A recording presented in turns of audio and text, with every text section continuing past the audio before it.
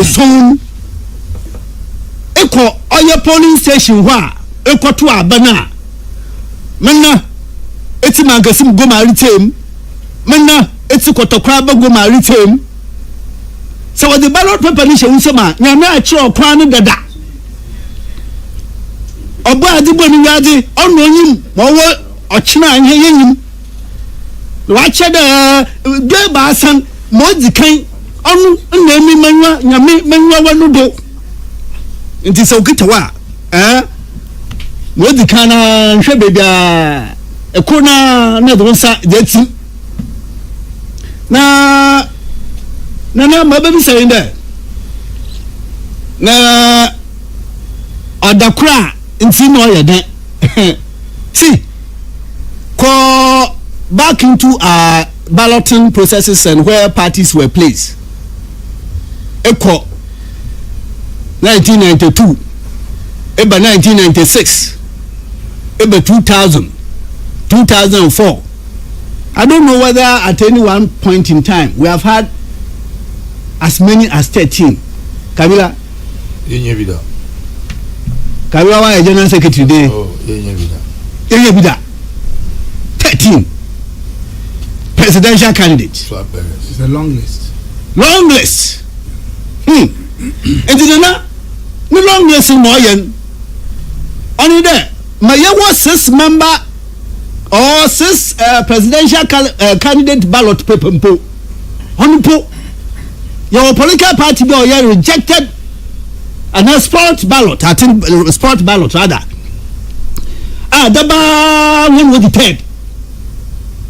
Ebia eye enum awu emi makabila alote ena baafo kan enum no ebohu na third party be prema offense sport ballot party ina nkariya wehu egochi about 5 or 6 say Ayeka say 13 na 13 so ehwe ma NDC wada ehwe colors NDP NDP da no slow sadase no so wo green ina wo fa na pepe se gumo sade ade na gum da no so ana gum da na ase enti say ehwe colors na so nku pepe bia you know even where the ballot paper has about 5 or 6 names it's a different matter na 13 no from akeye swancha akukọ no swancha ofefre ni binim akeye nwali na from ho enti nana oye clearest advantage na advantage ni so onye za obaya keke yende menina yedi ho oye za nyami on cheri tum there's a marangasa oba za abubo mu wa za mu Ghana dudu a wadi won ha be sami woto oye scale ba nya obotum ahwe mo man ya gireye nya obotum ahwe mo man ya konayim ayi mo dikan mo do be odikan Alhaji Dr. Mamu Baumia odikan sonkukra ebi mu sesa wase what the ballot paper no mo Kronaka CCC ka jona kai 1 2 3 okoto abeno ma me no we kwase me no owom ayigom okoto aben also with the ballot paper no na onye 1 2 3 4 5 6 7 8 na anka kwa amena me catch road there madam video see onye nyimpa onye hunam onye mbeja oye nyamini susu nyankopon dam kwando onye manyi kasa oye da orebo hia kokko that is the way we must go as a country temen kan tintin biteta ba samai de we hina ma hedada oye owura ba omia MPP ya men charge so it goes with all the parliamentary candidates 276 Nina bia the first. Enti sebisa oya balloting electoral commission political parties wo si da no fide se bisama na mukakaba mo muka wo hwen na wada wo masre da mo ihembi enti mamenyi second one no from kan prakona mko na minjem mfama owura alotoje caps is the masre no masre ma pa chokra wada wo ai mamenyi film ya NDC meeting with CSOs and calls for forensic audit. Na oya democracy hub.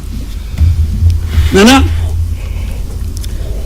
constitution ai kwabra soba odene de ba yellow one.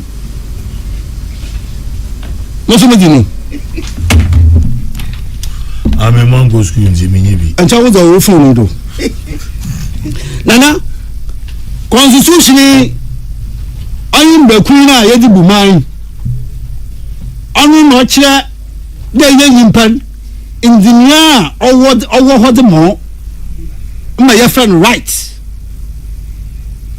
no ya Ghana man no oba de mayimpa right oya ababi no oba de mayimpa right in oyenwa wotwa constitution na woboa wodi mayimpa right in never be there yimpa bia wo wiadi mo ye yimpa oye engineer owo ho ode mo enti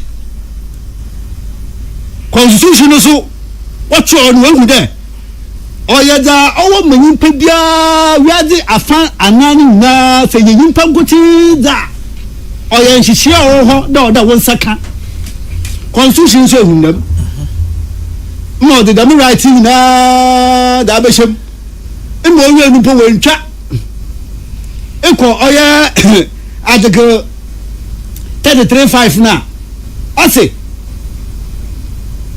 even though ya wada ya kawo oya mbakuni mu so right fufu bi wo ha yan kan wo mbakuni mu no safata de kamem can be constitutional governance or safata constitution auditu including those which have not been expressly captured in the constitution for as long as they are valid under a constitutional democracy they do to do your right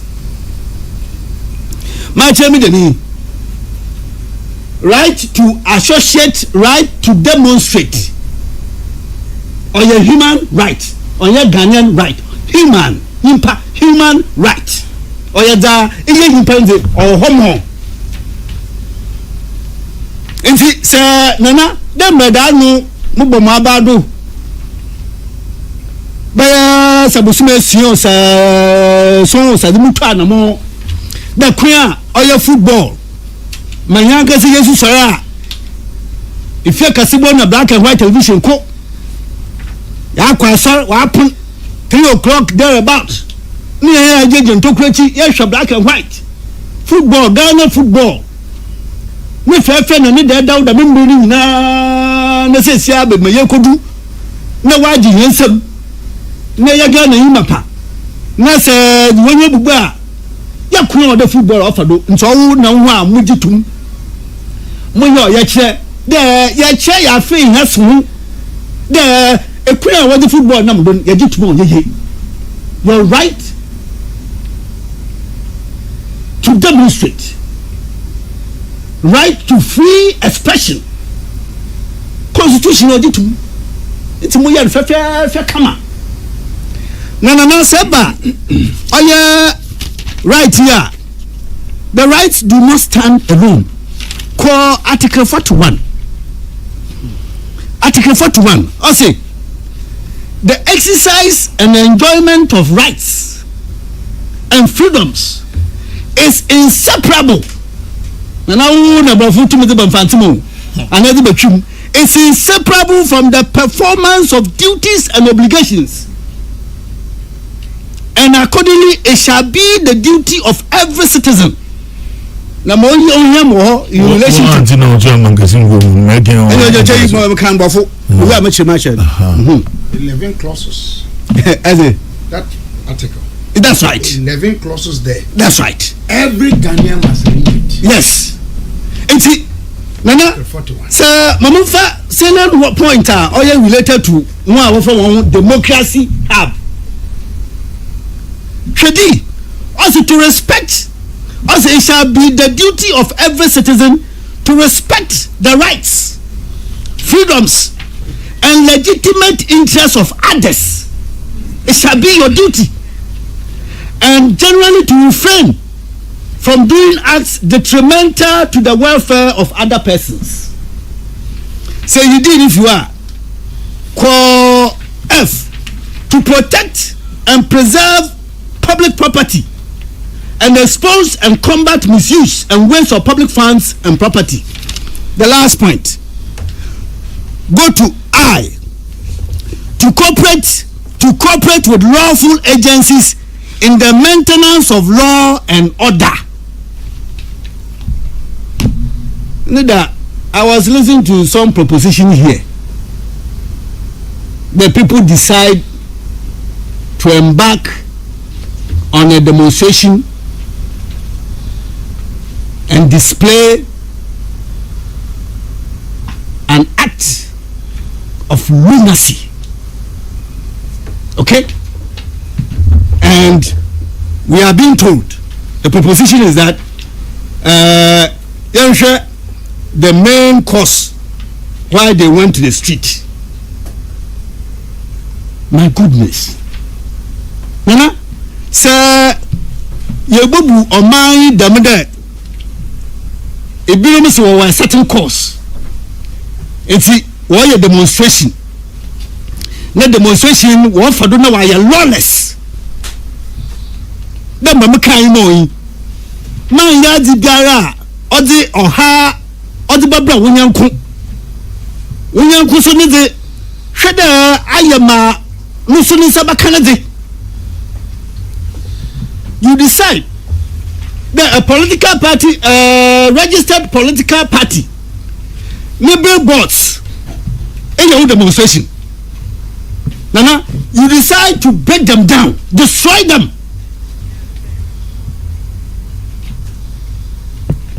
You decide in your demonstration. It's a choir, a manful, was one number, what you call Wajuma, what you call Wafia, a choir, a manful, one number, what you call Ayasa, and I'm told it's on the media whether that has been authenticated or not. There was many no work at 37. Yes, about 10 people. There is a demonstration. Akafa mbaba, akafa gesi, akasakasi, abroke kwan. And the proposition is that we should not be discussing this matter. We should rather focus on why they went to the street. But who tells you that what they said was driving them to the street was what drove them to the street? Who tells you? What drove them to the street is what we saw. It's the conduct. Nana, there is a demonstration. Sebio Benyansa no woman. Apostle for what mine na by Kala, what is your Juma? Alote is a demonstration. Now a to once the phone your car Miki. Net Mikala got to key not watching. Demonstration. If we had others go on this path, Nana. If we had others go on this path, I cringe. I cringe. There, a beautiful say, I will make a career. And yes, you are the writing. Yes, you are onto the street and to do what we like. Nana, the steps which have been taken by the police to arrest these lawless young people, the law must go through the full hall and deal with them. These are the things that will precipitate this country onto the path of disorder. These are the things. Say you are feeling and see from the mind. No matter about them and Kofuka can go to mark there what the mention wants them. No way try for man. And I know I say we make a kind and as you see I'm a Tiana measure SBB the X and I'm here so now a brand and Mabo you are moody matem say Mema Quaco can say Adam Bosse you are on mine. Fantastic. Yet also mine. Fantastic. Osi bibi nkoyi obiatiase obianka hwenchire you have that right to demonstrate. I have no problem about that. But when you threaten the very existence of the country, I have a problem with you. Fantastic. Say your demonstration ti obi yare ontimi nko hospital west wa block kwan ebo football ewo major road. It is not enough for you. Police car apaki si ho wako tuki Edimrika sa akwa tuki na twene wo si wait mayenka ho ase. You have summed it up. Okay. And I'm saying that yesterday on this platform there was a proposition. Then or your SSCB men for having kodo. Amazing. Nana, that anybody would make such a proposition that we should rather be focusing on the things which took them there. Which are those things? The things which took them there were the things they exhibited. Now, Markan, what the police for? My bado. The Kobo IGP, na bado. It was in the face of extreme provocation. Extreme. Nana, every well-meaning Ghanaian Ibara, Ibenya video ni biashen. Just by watching the video, you get provoked. Every well-meaning Ghanaian, not any Ghanaian, every well-meaning Ghanaian. And for the police to contain themselves, to hold on in the face of this extreme provocation, I commend them highly. Possible, Mamulia Baya Dimitri they see the torture that you were exposed to.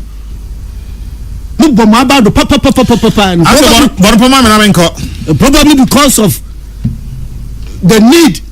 The young Kama Flangos. I'm sure they are looking for a certain fame, and you deny them. Nechi Mamadi to Seba Nana NDC meeting with CSOs. Oh, check my card. 1 minute. And it's from watching. Because you've done approximately 36 minutes. 36 minutes. Okay. They also have 30. No, they don't have 30. Forensic audit. Nana, the solution lies in what their general secretary done. Okano 2015. As for electoral matters, the history and the occurrences and the acts, commissions of the electoral commission, and the best man is Kabila. Nana, it is the law that guides the electoral commission on what it does, on what it must do.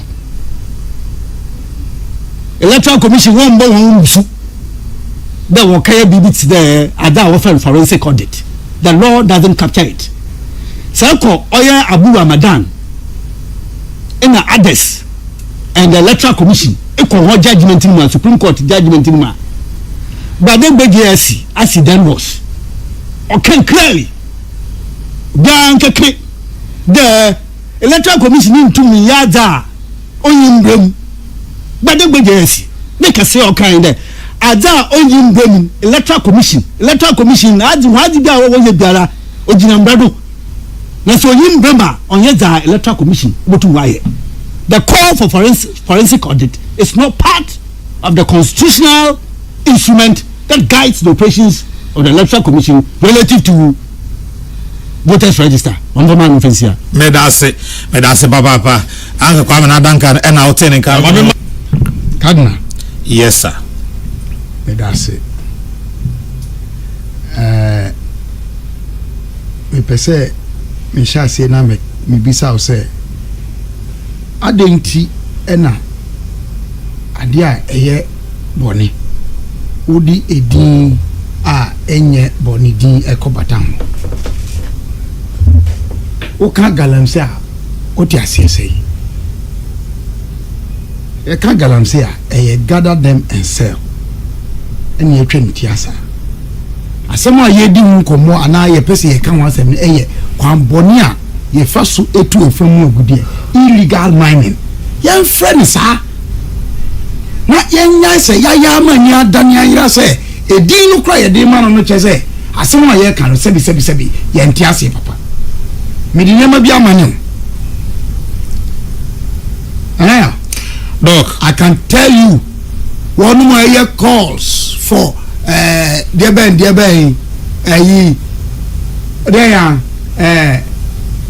state of emergency there I can tell you say a regime change agenda. Simon, I'm telling you.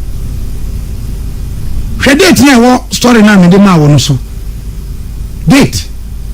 Ayeka say there should be a moratorium on mining in Ghana. Na yenye cost benefit analysis. Date no 2005. And I can tell you say before that date in November, yes, our press release no. Me e di komo 2-3 years before. Ne binom me mame hana usu kranten ne papa dan usu kranten. No mo di komo in the 90s. Akọ underground. Say di efemu agudie kwan bone ye fa so atu. Na ehun susanso a aba so me. Me ye pese ye tu ase a. Let's go to the root of the matter.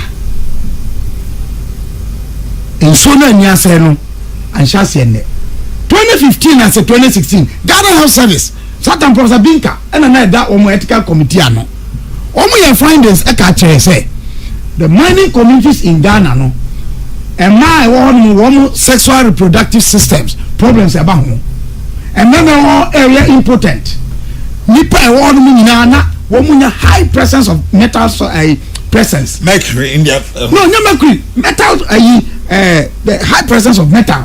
Okay. Metal substances, metallic substance, magnesium, in their body system, their blood system. Can press conference. Who was listening? And when we talk about illegal mining, it is not perpetrated by only small scale miners. The big mining companies, some of them are involved. At the heart of this matter, the emergence of possible and potential warlords. There's something conveniently blame the president. It's convenient, of course. Almost can be because if Oji Asemi Nabo, now you forget. Say there are stakeholders other than the executive powers, and I say wielders of executive power now. Kadna Uber Swanina. Timide zanko mono aye dina ase media huye no bia be kan de ope no ko me no pari Dr. Obri so I think it's with one of the CSIR institutions or setting up the Center for Health Impact Assessment, University of Cape Coast 2006 koye research niama na ekoso environmental impact assessment. He went to do health impact assessment. The report is available. Conservation International, Forest Reserve. There were 26 new species unknown to science found in that forest reserve. We gave it out to be mined by a big mining company. Who is talking about it? There was even a royal cemetery. People went quiet. EPA, Ministry of Environment, they say a company be acquires spillage. Ama emwa ewonsuomu river swapri. Ya dani fecal matter. Edi akwako gum. Sabri minya Dr. Manibu Amano, a deputy minister to Shariaiti. Ye finding company be emo try. In the end, what happened? And this has some income. Say politicians be Bonidi. I'm a politician. no me Chrome boy. Yansasi be a one more for no. Yasi obi asori say or the minister be the alcohol. I want to fight it. Minister be ansuma ni pano. Unknown to the state. They were entertaining this guy. Now they me yani say sika no mubodi 20,000 cedis. Omu body on more 200 million. Now we shoot. In Bamboy, I'm talking about my own people entertaining people to engage in illegal mining. What is the verdict of the people on illegality? Ghana. And in common aye person ye di ye ni no kremu. Enye. Now no yesi so ya ni bi ensem by cardinal to date. Major Mahama. Ni issue no. Nkawo ya ayera mi. Police High Command. Go. Yanya report no. Yanya report no. Mame François. The American yan say. The American yan say. The American yan say. To the extent say yen Ghana for yen to say enema bi ehu nya say yema emu ne di enim kan ti say sika. We should not be defined by money. Me kitikiti kura me no na ye wo de friends kafin. And then who want to discriminate between ska? Obi ti show nim kasa who the politics awaya no sebi wajimi unya hwim free mu. Na unde me pa free mu. Na me aye madom edi pa eyese na hunya. And we are praying say onu nyame no onboy hu ban no de anim. Ka nanti eno no de meka fa woni say ye nim komo a ye di no kure na edi. One more for young one D near to one more. And I can tell you, I am for I say Akase, one chrome, one mind, the mantem, Mancini, one primordial two from a good one, Obiansi. You won't be. We have seen examples like that. And Jadana Baby dear, Yaseno. Now also we have demonstration against illegal mining. Sabi. As I said, we can't someone now talking about the constitution. No. The right to demonstrate ends at where my right not to demonstrate begins. And to who are right say we demonstrate. Me so me right say me demonstrate. Who dey no e si babia me dey sha ase. Say dey me dey e si babia wo dey sha ase. And the other thing I was say we demonstration. Now no brother last week and another disability for conversations. Brain. The whole of Accra have become a standstill. Because some political party edin one kwako just mu was see demonstration for I on register. Everyone say a demonstration on illegal mining. And a kromoye obi ko no biaba. The material say nipa bi mu na ye rush omo de 137 or referral. And now so one access inti. Sebi one match wo mo kwa. And then e be nya fi wi mu. Inti cardinal no next man pani say opese odi sam komo biom a call all the stakeholders that no mo minister meeting say offer conversation on illegal mining. Omo ja big mining companies no and I'm saying you can't get to the end of the matter if you don't invite them. The chamber of mines, you have to invite them. The chiefs, invite them.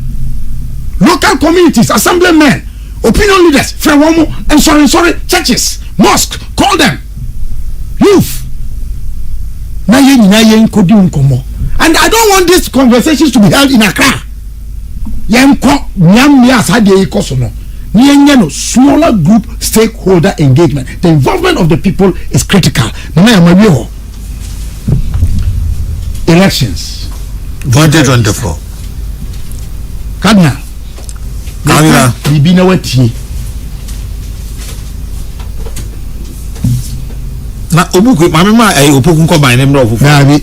The constitution is make provisions. Ba ku na to that form no.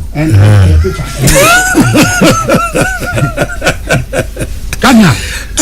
Kabila kan we pepe ko ban ne bre no. Minister Kasembi mpese misiso. Abatuo eye emraba.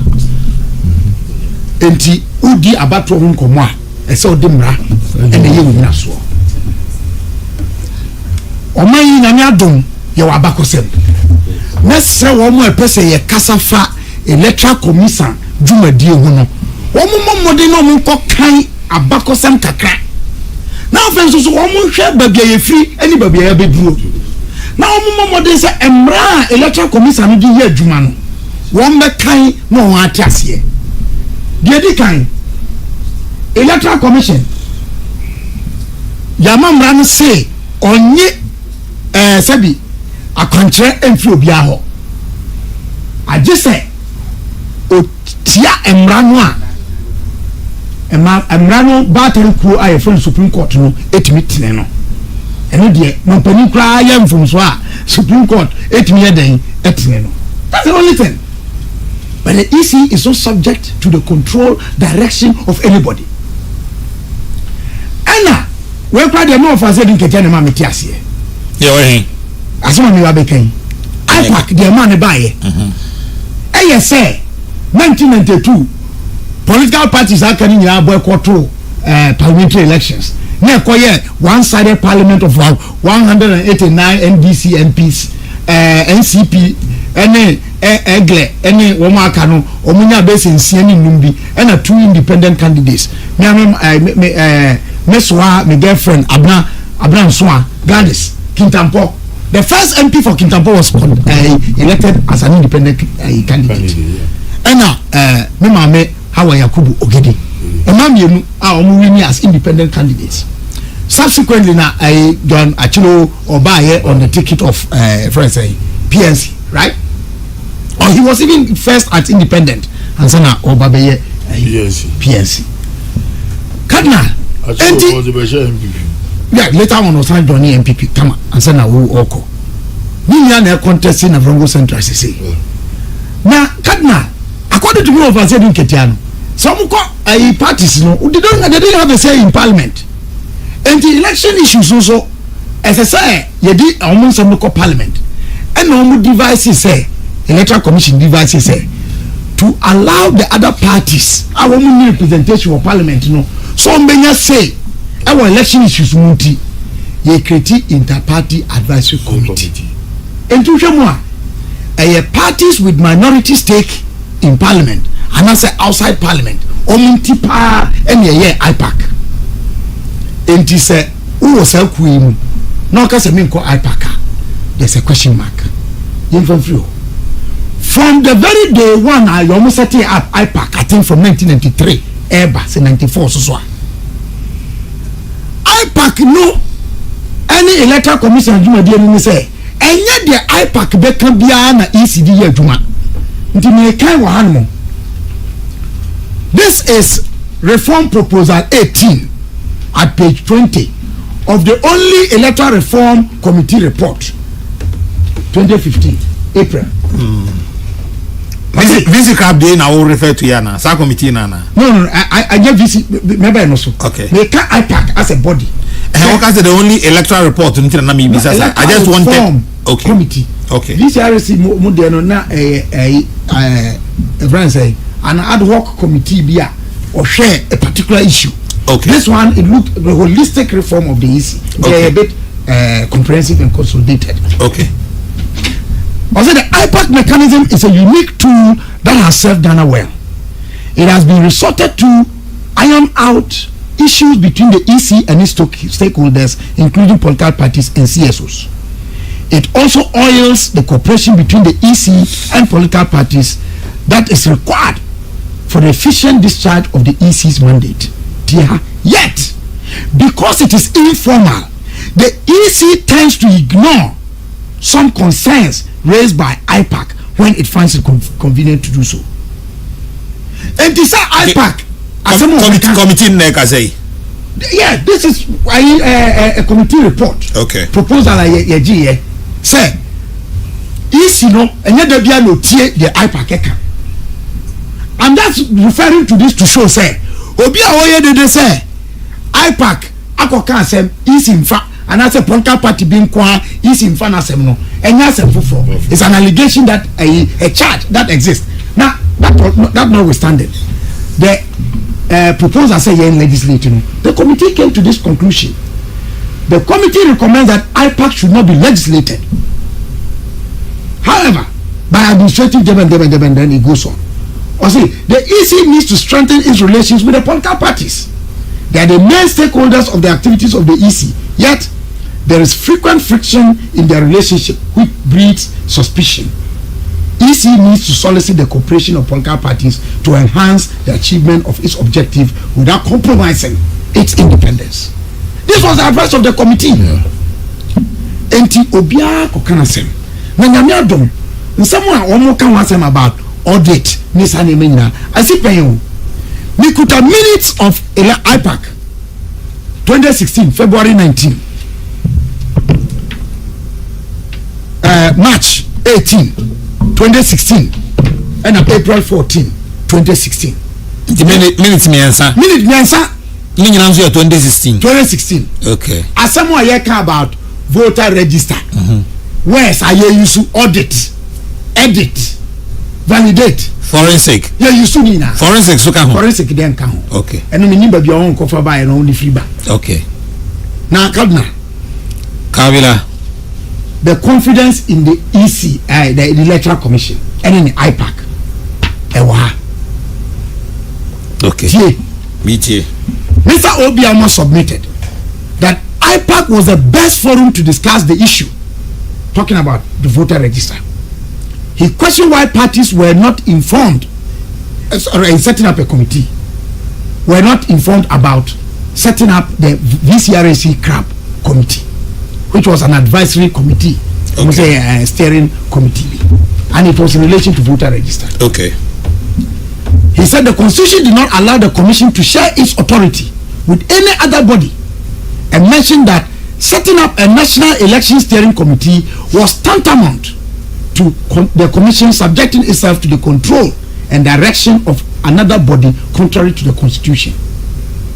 Mr. Asedun Ketia in his contribution to the subject said that having two bodies with no clearly defined roles could lead to conflict. Mr. Ofoshampofo, on the other hand, entreated the commission to endeavor to carry the political parties along in all decisions it makes regarding the elections to ensure cooperation. He said informing blah blah blah. Then this is the most important part. Mr. Wardbrew cautioned members to be circumspect. DPP. Caution members to be circumspect in the language they use in castigating the commission when they disagree with the actions it has taken. Cardinal, fast forward. Update on voter register. This was on March 18, 2016. Update on the voters register. The chairperson informed the meeting that the commission's position is that whatever auditing process will be selected must be collaborative, inclusive of all stakeholders, transparent, and within the remit of the law.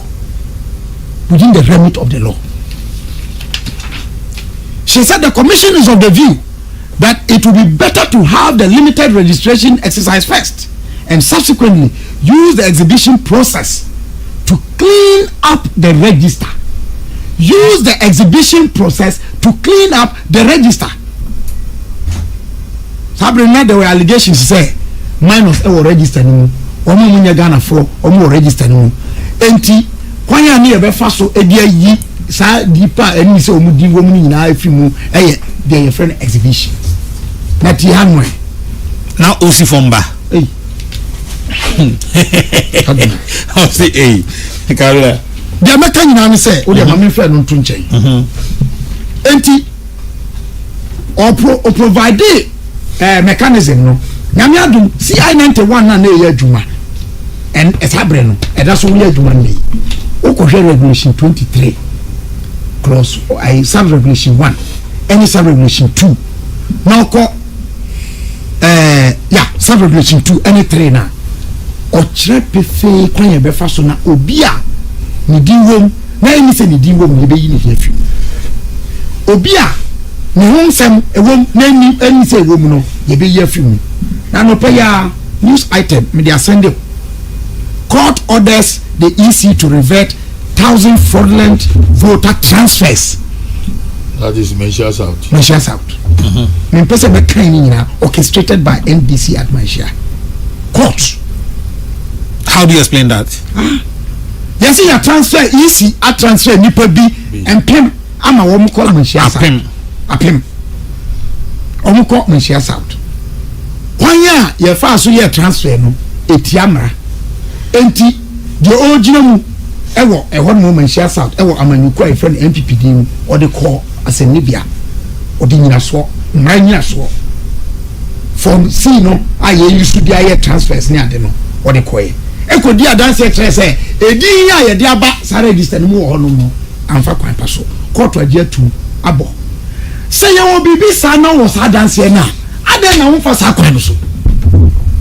This is my question, because electoral commission I am number. Okay, Kabila, mami bisa we na enfan common we ya no pay. Election matters you know nim we. Se ko ba say edi ko register se SSL eko e na akwa na se enyi se wo ho e na e wo ho no. Kwan be na mra na say yemfa so enyi se di no. Na me kan exhibition of voter register.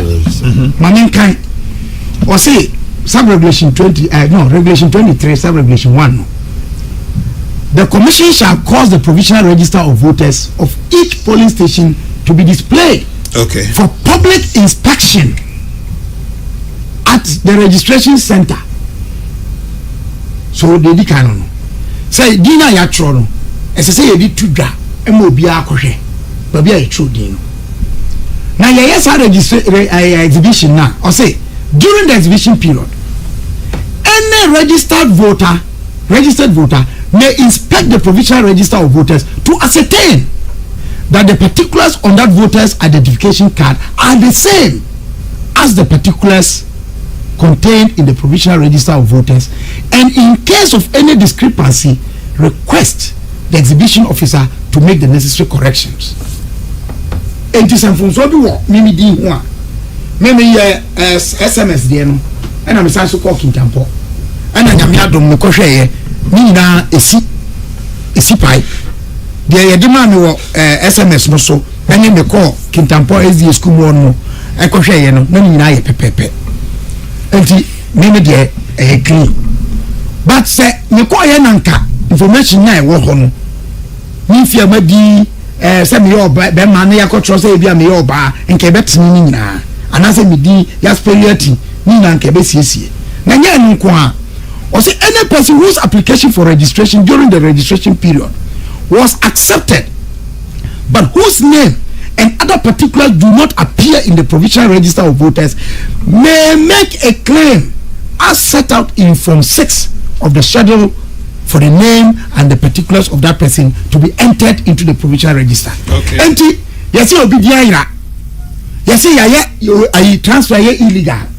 Nina during provisional exhibition register. And you who why not down more? You bet me a fast as yes, I did.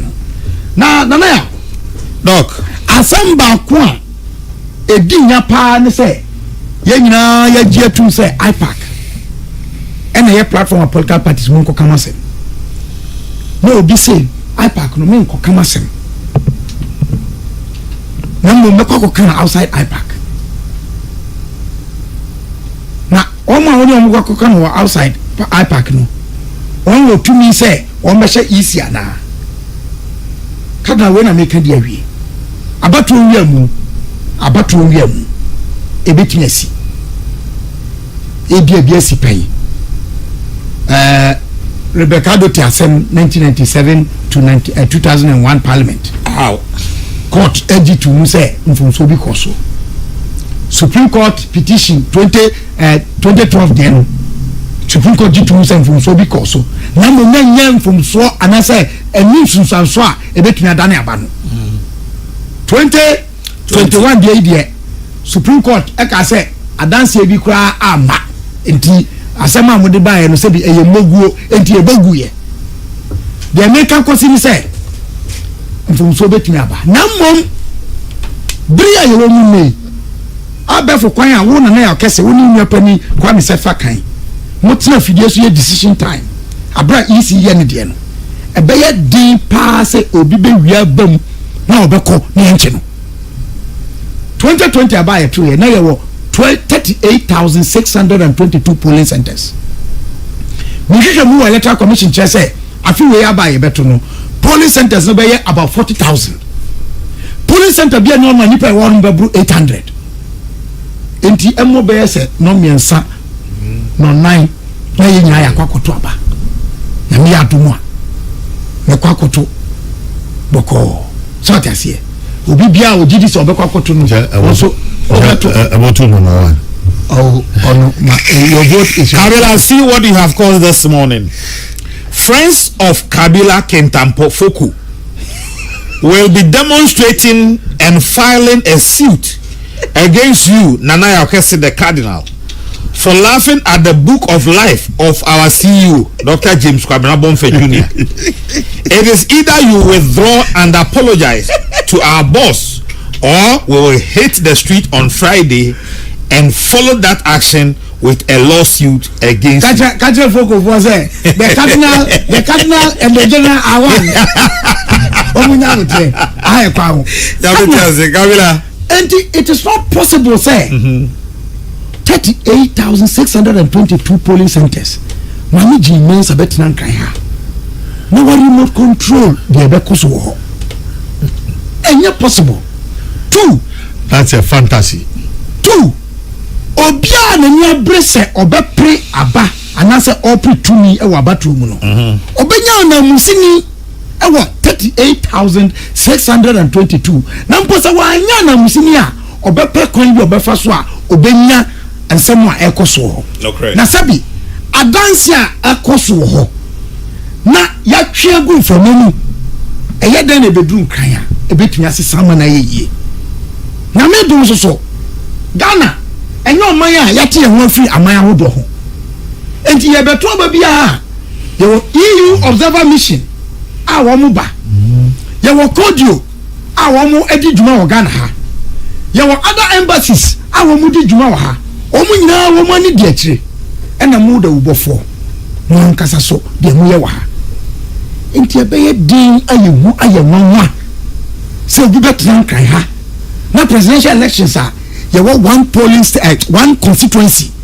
because I want constituencies need than a polling center so with returning officer the returning officer is one the chairperson of the electoral commission not the two working tempo is a primary school war ever be doing cry no adane ni se betimi abansa etime sese abatro abotre djuma usiesie wu ya ubehu de ekosubia na for so say bibi koso na anko ya enam say wo dance enti yebetumi atwe asesa aba bibi akoso ye yensom eni nipa na de twatwo aya asem bi ameka de twatwo ya chew mati de twatwo ba be be kan ade bia Dr. Potofi ne kan yenyame Kofi Potofi pacho ani Dr. Kofi Potofi NDC cautioned stakeholders against undermining the democratic process. He was worried about what he called hiring of individuals, quote, to write on walls in the metropolis, in quote, no validation, no vote. Okay, he said it was dangerous and should violence erupt, it could consume anyone, including the perpetrators. Better say, but Nana, Uncle, mine can repeat more. Oh, one and you are guessing, what's it? Where's it? Uncle, Ewa, my announcement, Kaka, Mazima, Minyanum, Afrafa, Ofi, Yanano, Okapim Kafu Dizi, or Commander. Only there, Dr. Mahmoud Bawumia, we would there premix, a problem. Ama afarofo political party bia o win elections bia oba no will form landing beach committees na it is like one ban no power say mo pia no be both NDC and NPP na Bawumia opedo upgrade your fishing our style of fishing vis-a-vis premix into or the solar outboard motor. Million ma one pano. May someone next month say Mami Hawa Kunsim and then Dr. Mahmoud Bawomianangasa or the outboard motor bar. When me yinya buteli ye o send the solar panel and top premix bio da. Wo ponkwai na mai ebokopu enya na ma na mbota nti wo som ti da ma owura kabila kan wo som onyin pa nti opeyin oni number 1 original ma MPP kun ami mun ga MPP fun won na mo Dr. Bawumia number 1 onu odiba yen pa na wo me yin Enjintum, according to Baumia's friend and his spokesperson on Kukuku, Alote Jacobs. Uncle Bernard Alote Jacobs. Many cases here say a free Tema Eba Accra side of the motorway. Is it traffic at Chia me free no pa? You started discussion. Obi odi bra me say Kwame na start here okasana odi traffic no onyem PA. A free Tema Eba Accra, that side of the motorway. The traffic na chia. Ghana Highway Authority. Meseramo se moye hu bibi na ebeye yie dia ene na mwadawru mo monhwe na monye emfa emayen. Na Dr. Kabila ne Angalote. Yes. Ansa na moboko no. Message be free friend say coded location aba. Mbombe Mangasa Missy coded location. Okwekwa. I salute Kabila on the IPAC matters from the coded location. Kajaza, you will hear from us very soon. Uncle Goku, ya feel papa enti mpacho ami entunka. Okay, one more time. Mr. Wo Ghana Highway Authority esi traffic na ewo motorway enya agro omo keka se enya agro enti se bibi na esi wo ho a yesremo monhwe na monye ho adwuma emfa emayen bojo for police phone so won ko hobi yera it is a MTTD ho na MTTD commander miampa ni police say dem review anyway pacho MTTD commander yesrewa wada Roma ma squad no nkono nkonko hwa de kro no emfa emayen yesremo anyesa e de asem ebeba mame in okre mate medase se Obama medase pa gachar oze se Obama he's a nice guy. Reverend Father Patrick John Tindana anope Father me mawachiu minim so ho ye pa yesi a free Tantra Hills under bridge no urban new plan highway no so traffic achia kwa kusi Taifa Junction so far highway na wo ba Accra no so achia enti mo am free sawam ni ade ba no pacho munyusu ye kan say service lane no eno na ebeboa. Okay, yesi motorway traffic no car bi a osu tomatoes ena asesi kwan so eno na create sa problem no madaro ma monhwe na muntu emayen motorway dia no so oze foko no money abe so fa foko bajo I surrender oze my apology today foko I surrender mpamucho mpacho meche wala nyi yes na mkofa ba mpacho foko matwa sign misremo mo fa cheme. Okay, Rachel say it's a truck loaded with tomatoes which is broken down around the toll booth area, so it has turned that route into one lane. Esremo monhwe na monye emfa emayen. Okay, are the Democratic have people demonstrating for the traffic to build up and say the Uncle Sampine also so there no. Okay, so I see MTT there is a commander near C next of support PNDC. I mean, funny crazy. Great man. Now, what's it there about the state of emergency? Yeah, or declare state of emergency on Yigma. I want to repeat it. Any declaration of state emergency or Galamsey areas on Yigma. Galamsey will take you written on your no. And look at what politicians are saying and talking about Galamsey. Just everybody wants a favor. The Unkofa Ugu Galamsey pit in over 2 months. Obi, our friend Nana Akufo-Addo, or your president Ujine Pinti. There was a meeting in the Negua or to her. We were making fun of President Nana Akufo-Addo. Instead of supporting Nana Akufo-Addo as Ghanaians, the year politics here condemning this, that, we go do campaign time here, there, Munye, Yabama, Odunisu, a whole lot of constituencies. What's on the guys that Nana men yet? Don't do it. I didn't. Well, in that was supporting. Mr. there, organized labor and the other unions now, there was a demonstration now. You go demonstration in Accra.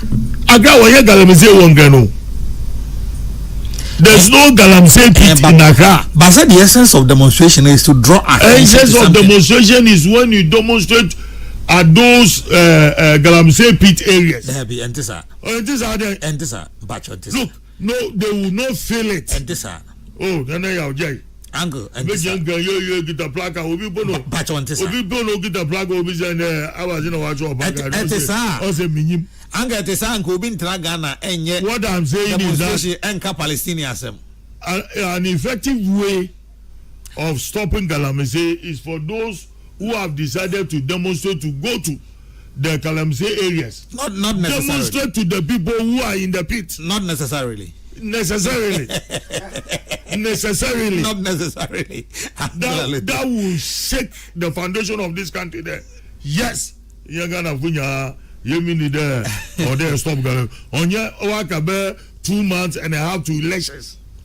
No demonstration I get there. We have made politics out of it. Until both NDC and MP before Galamsey, they've gone scot-free. That's what is happening in this country. But there, I think, oh yeah, Jema, yes, I have politics, NDC, MPP. The man as I say, in the banana, we get there, one declare state of emergency. What may you hear? If you want to demonstration, Galamsey, no, something should be done about it. The law. You see, Ghana, Yenzim Brado, in Jabinu Court demonstration was as a binimu at the billboards Nazi.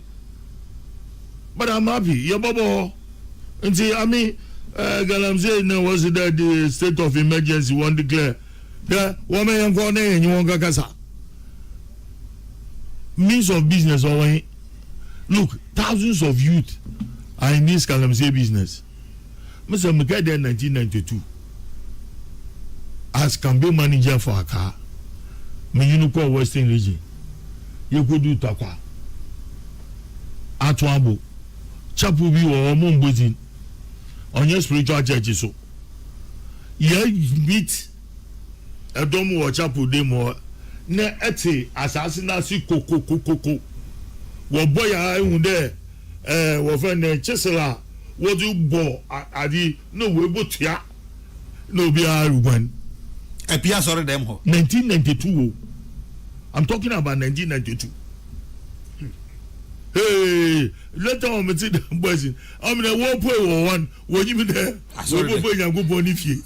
Later on, you say that. Well, apologize. Osha see on yonder. Now, say Galamsey came to free from Gosro. No more they don't do free from the. I don't know whether they want a way out. Now, yeti hanu, ne yeti kansam, ne yevia. Iya, kesa swa, iya kesa na so. yensa hyenyechi na ye gifi galamsey fu ho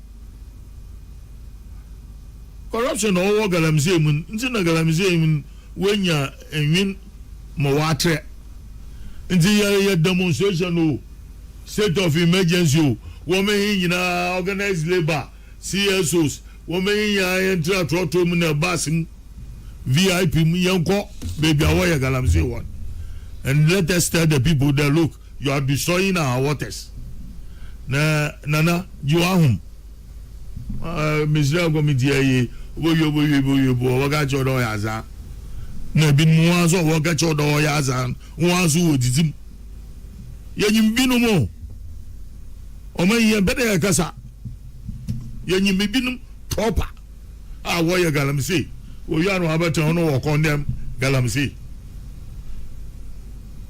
nana yawo Anglarote democracy hub free I share a lot of their videos. See them Article 41 of the Constitution. It gives every Ghanaian the human right, that right to demonstrate, to speak about anything that is evil, to say what is wrong in society, to say things that will help promote the well-being and the welfare of this country.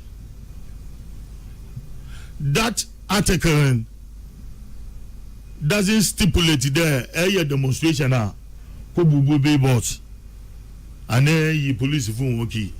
But first let me commend Dr. Akufo-Dampare. Nana Yakasi.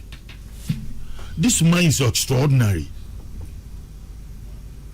Now, when you have a weak political base, you will condemn Dampare. Oh, no, where you the menyame, na yambu oya. And I guess ya bro papa in various demonstrations and every demonstration is geared towards elections. Shagana demonstration political parties in CSOs work in it's about close to elections. Oh, Nina. Nina. 2009. Oh, Mr. Oh, no, it wasn't close. It was just after elections. And if you after election and then you were opposing the election results. No. We were not. No, yeah, but 2009. I thought that in the Urifia. Oh, every time I share my robot. I thought any demonstration against Atamerson or a evil demonstration in the sight of God, it will work. Instead of 1 year, but in Ghana, when it is close to elections, organized labor unions or wobo chinkum mawoma abana kumo today yaza ye na ayama o jade ye botu etio nti every time you are close to elections you see numerous demonstrations na mbenje against it was against Galamsey any problem here today mamege why you no one Ghana Galamsey if no won there why demonstration what's it Peace FM the minimum demonstration that quiet demonstration with placards today ebinum wo high one we get a placard no be someone there about no watch or placard don't say me minim me am say mami yisi jimesa jordan society jimesa yisi jimesa obeso wiem na azina watch or what on that yeah we have that likes of people na megede yen mo ejuma yenya ya gasha independence square do mo we be anende steps na so na your church onyama mongofu mo do demonstration it would have been so beautiful the why demonstration whatever it will end at least you call on government our government will send a representative one petition but not to something that happened at 37 was uncalled for and then they will pay police key but the professionalism displayed hey you move be that for the first time in Ghana police administration, police management, crisis management move them da you mostly wejura baby osisu or baby p where police are involved in brutalities but you will see Charlie you must all ejuma me a shoulder or adi drone no ejuma and your police no drone no big cameras. The cameras are one when you go to their TV studio they can compete with GBC and say what you want for you we know to take a crowd walk a day the one who have the one who have is one of the best management crisis management conducted by the police service.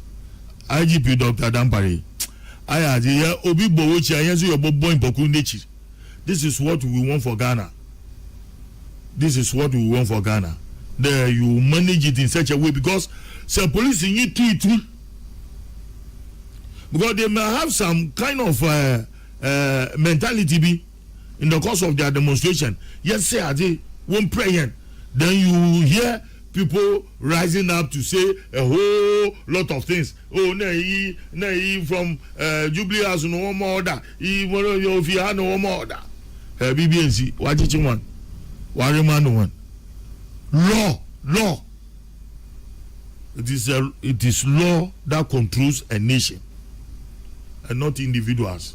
In Manangasa Yajatum Yadi Yejuma or the Asumji or the Ba. Nana Angle balloting. Yeah. Monsieur from A to Z. I was so much interested. I'm sure TV3. Okay. Oh. Yeah. There were disappointments. I mean, when people turn around and come and oh, we are satisfied with this number. Wabwa.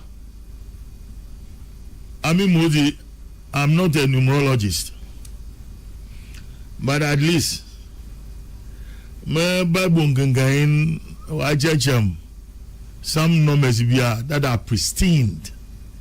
Predestined? Yeah, that are pristine and that are holy and that are righteous. Or yazo odeho. Everything saying 1, 3, and 7. and 8 and 1, 3, and 7 are pristine numbers which was involved in the creation of the heavens and the earth. 12 or your procreation, and procreation came about when God told Abraham, look into the skies, you see the stars in the heavens, I will make your generation like the stars of the heavens. It's in Nanda.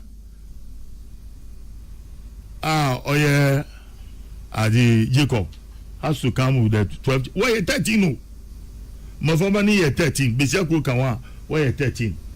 But it was circled around 12 that will procreate the Jewish nation to this day. But Monko or Hona has it. But even there, in some amount for there, in Palu, Nina or Yanokwa. Empire wasn't number 1, wasn't man or a Mac Menu. Unless I didn't see him well. But I brent and all the no money. No, you were ye me money. And this order to honor or the nedari to da on there. Why I say you somebody? We saw it clearly. And I'm happy there. My next door neighbor see one baby in our crowd. Once who you to me there. There was no swapping of numbers. It was clear. And I wish Dr. Bawumia well, number 1. Oh yeah, the number 1 is the holiest. Mate. Because out of 1 comes 2, 3, and 4, and 5. Reverend holiest prophet Bishop Alote Jacobs. Where you now? I think I'll be. Meeting Ghana Manja, 20 minutes. Emma he gets 33 minutes. Sana mote ase. 33 minutes. What ase? I want move from here no zumbra. Because there's an Kabila assumption about at least that man about 25 minutes. Oh, obenya. Disqualification of the aspirants. Bernard Mona's use easy. 6 reinstatement. Mona. What is written is written. What is written? What is written is that Patricia Megashi Semimbisa will say, what was President Kufuor's place on the ballot in 2000? I don't talk about where somebody is, but I'm talking about Uncle Alote has been with almost all political regimes in Ghana. This man, let's check him well. I've seen these things on social media, but I mean, I've been with one political party, CPP. Okay. Na Captain Kojo Chikata, PV Obin, Ebotevia, and John Tetega. Overcome see some of us through at Austin for us to see how best to go and put the CPP in the belly of the belly of the monk of Yewa. Man, God should catch them, and the cases should be upon them. But for the formation of the NDC, just because they want to bring Flight Lieutenant General Rawlings to power again, to appease him, and saying, "Yanmi, in Kokrapo or CPP, Nana Yakasi, we'll talk of the time, Yabuana, Ney CPP Nifim."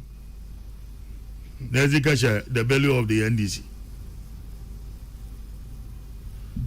God should help them.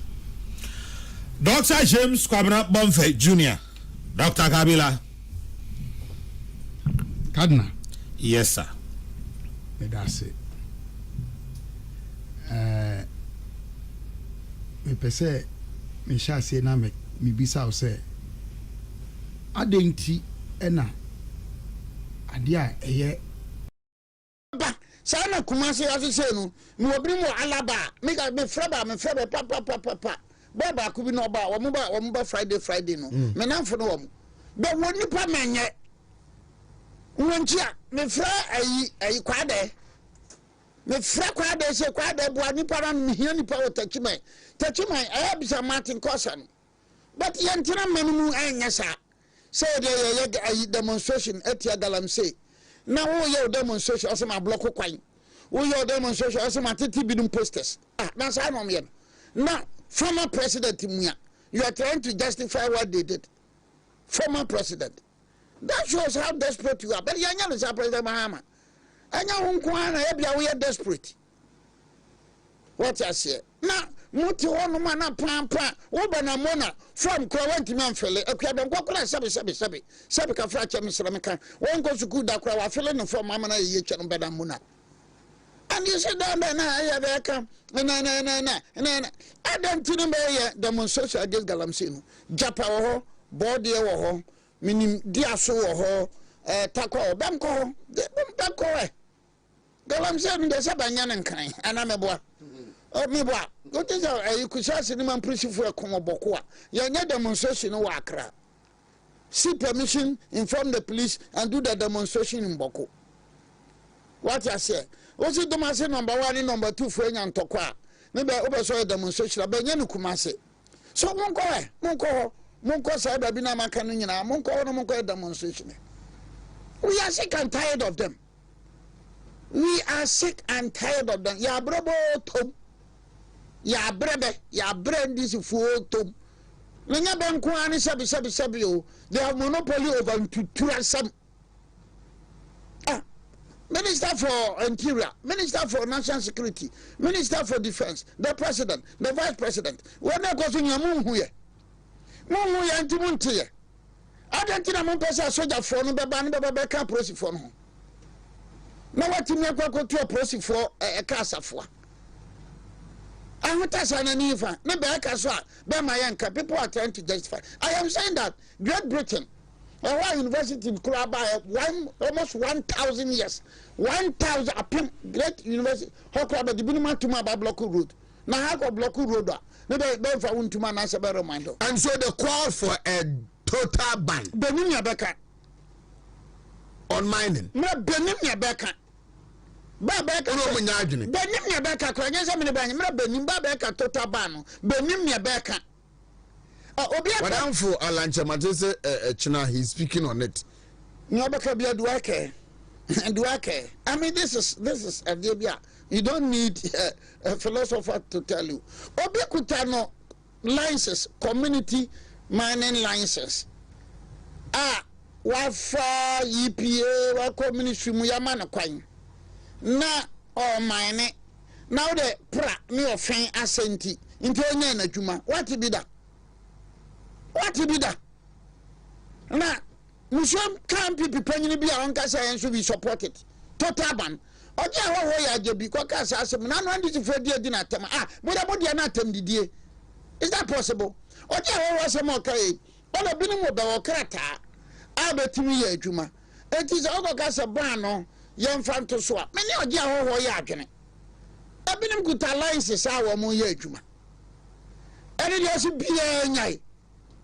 Na sasa we be kan wa. I call it unacceptable comment. So ben nyina ben nyai. Kokubo ahe. Oni Tony Oben be ko e di asem neke. So NDC no person ka enya na nkan ba be ye mine no o mun capitalize on that. No, but you see the hypocrisy is that you see sometimes ya na obi be kase bia ha wa betenentine media for okroma no very so obi who would use why then Joseph Yami side to okroma me say wo me machine why then him say Jabari omu first vice chairman wa sanje mining why then him say me ara for kwara so mining. But you see for three cases I'm doing relationship that we have with them near their day, but when it gets to point like this, I am doing 3 cases at Takwa High Court. The defendant in all the 3 cases a rich billionaire. And this minus of work from and yes, I'm telling about the donor Yomusha. A rich billionaire of the NDC. Somebody who has been about a month ago, Mahama Mesha Lancaster. I'm a NDC sympathizer me minus. I'm a fundraiser mano. Maybe I am omunim. Mekase me miamu no ma bia mfibe. Mfiwa mumia mokora. No bi shade ba bi oye na ya. Enra yes multimedia for be year say media freedom dialogue at them Hanum. Abaz Nuruddin. I see you as my younger brother. Me no yana till the same area. What you did yesterday, yes, it was like an attack on me. Abaz Nuruddin, Manonso. My mother's house is just 2 houses away from Mumufi Aramutim. I see why they. And he hold it there. I see why they. I see why they. I see why they. Momo Yamasana Moka. And media freedom dialogue. Maybe they say. Maybe I'm people for them yabo. I'm people for them ya from Diaso out to Agonam Quadano. I'm people for them yabe. 2020 listen near Jimmy.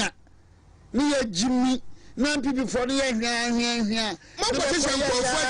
Senior Galamse, and Ra, Mequatia say, ye Katanjis.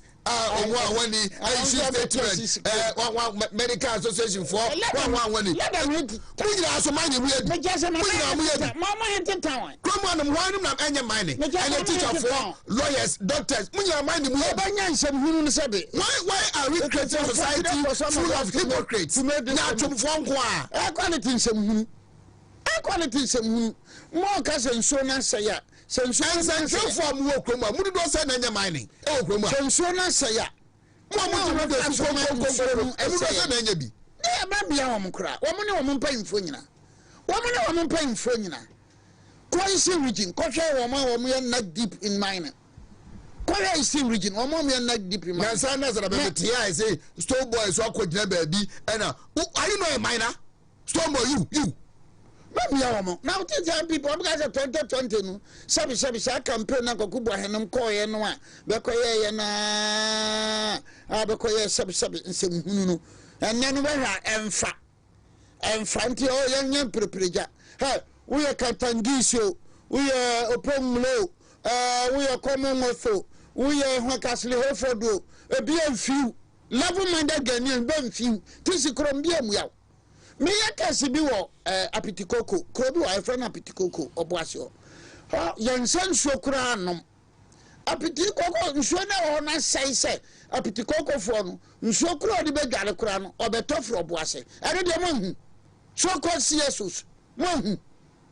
Sabi isam hunu am kan no ka kwa bitikoko kwa adesina abram aso me yakasi wo ho nsuo na ada ho no atwere kura ntimi nam wantimi nam sonso ntimi nam nsuo na e poison and dem because it is a multinational okwa adesina because it is a new multinational oba bitikoko because it's go forth multinational but when you say hunu no ma yaso kwa didi kura na nipa kura de adwene kwa didi no be on wa gen license no ayo na adwuma papa bi no o say na yambane wa so be ban ko ban no wo mo you should not mind them and I know am say yan na do pencil wa ma nipa bebre licenses be so be pencil there na this for mukasa from 1957 to 2000 I call it intellectual 57 minor licenses and I address what issue be na ye man the license to go and do the right now it's not better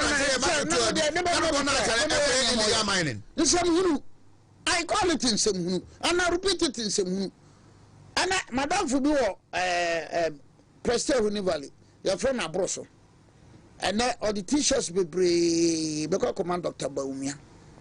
He's a good friend of mine, Abroso, a very good, wealthy person, or boy MPP pa, or boy Ghana for pa. Okutan Krata in Anayana Juma. And he says Abroso, Onyana Juma, oh yeah. And so I said, some who is Adamukan way from. Me say, Omo about a month ago, Mbasha Lancaster. Minus na, Umbe Reziska. Umbe fundraising mad on Mahama no. The Mahama was say omudo ye illegal mind or ye problem. No figure Mahama. Sika wanya vanko. Don't mind but Mahama. Oko bolia. Wanya vanko. Oko bolia. You mean mo frontiers ade. Mo go percentage um. Me just say uju bolia. Oko ofitenga eko bolia. Oko dollar power nchen benkum say. I bet me rema be si dokotwe na no akokodi. Koya man na konya ndisi fo na e. Nsam hunu mo nya ma yaso nko adidi na afi abremo. Ara mo yam campaign na tonsoma sabi nsam hunu kwa. Etia police for na mo ye dead duel. Na be na betie. So tie na nkai ko na ka police ni no ball lawyer ni tua. Nka wa we say wiase nya be ye. But yeah, some this for na pen. Me ka say police for no more too. But I'm saying that there's a limit to whatever we can do. There's a limit. So police for if you comply with 491 of 1994. Also got to be poster. Next time around, you have friend man, Kaukudi, boys in your Nima, Mamma be Pifra, Golu Cradia, one of the Cradia, Baba Makase, na Kaukudi, and Mamma be Nima. Me nipa be num bi me fere sem wa na makodina I say not move for office ho but be not move office on mra but it MPP posters ya de chesa muso you abet the nuisance maka to say ya de to say abet the nuisance no ni obati poster mo manufacture ho kwana ba fa so better on factor and you see you live in this country and see obi anya kwara ndan dan sabi nsem hunu samu ye campaign apaska when onya so wem na ba so wem na ba ka na no oja ho wasem kan yi me gidi say badwumba bia unless unya badwumba na kwa biti radio SYZ odidi oja ho atem asem oja ho kan yi ada wo pa asase ye man na ona ya anwea so the whole country no on na president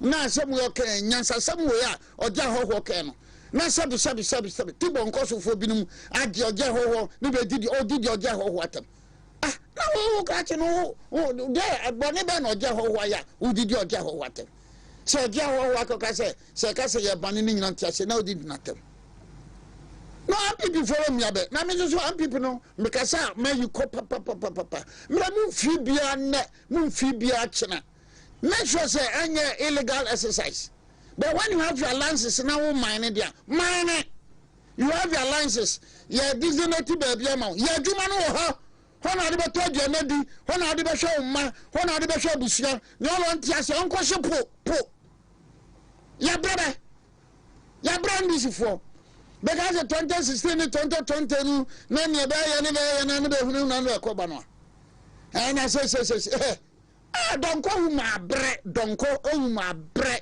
no pam hu fu a utu ne be ma what dey say me yakai moment na ga say me match the kom me makwa asore me makomi kotodwani me mabompaye ne yanya bawumia aye rutu for bawumia man prusi train nam ga say ya baba di agro bia na mu ga say ni pa baba di agro MPP have been our tradition yanya bia ye gidigidi ye basabasa Ghana ha regime saba aye violating human rights power Jerry John Rawlings and Kwame Nkrumah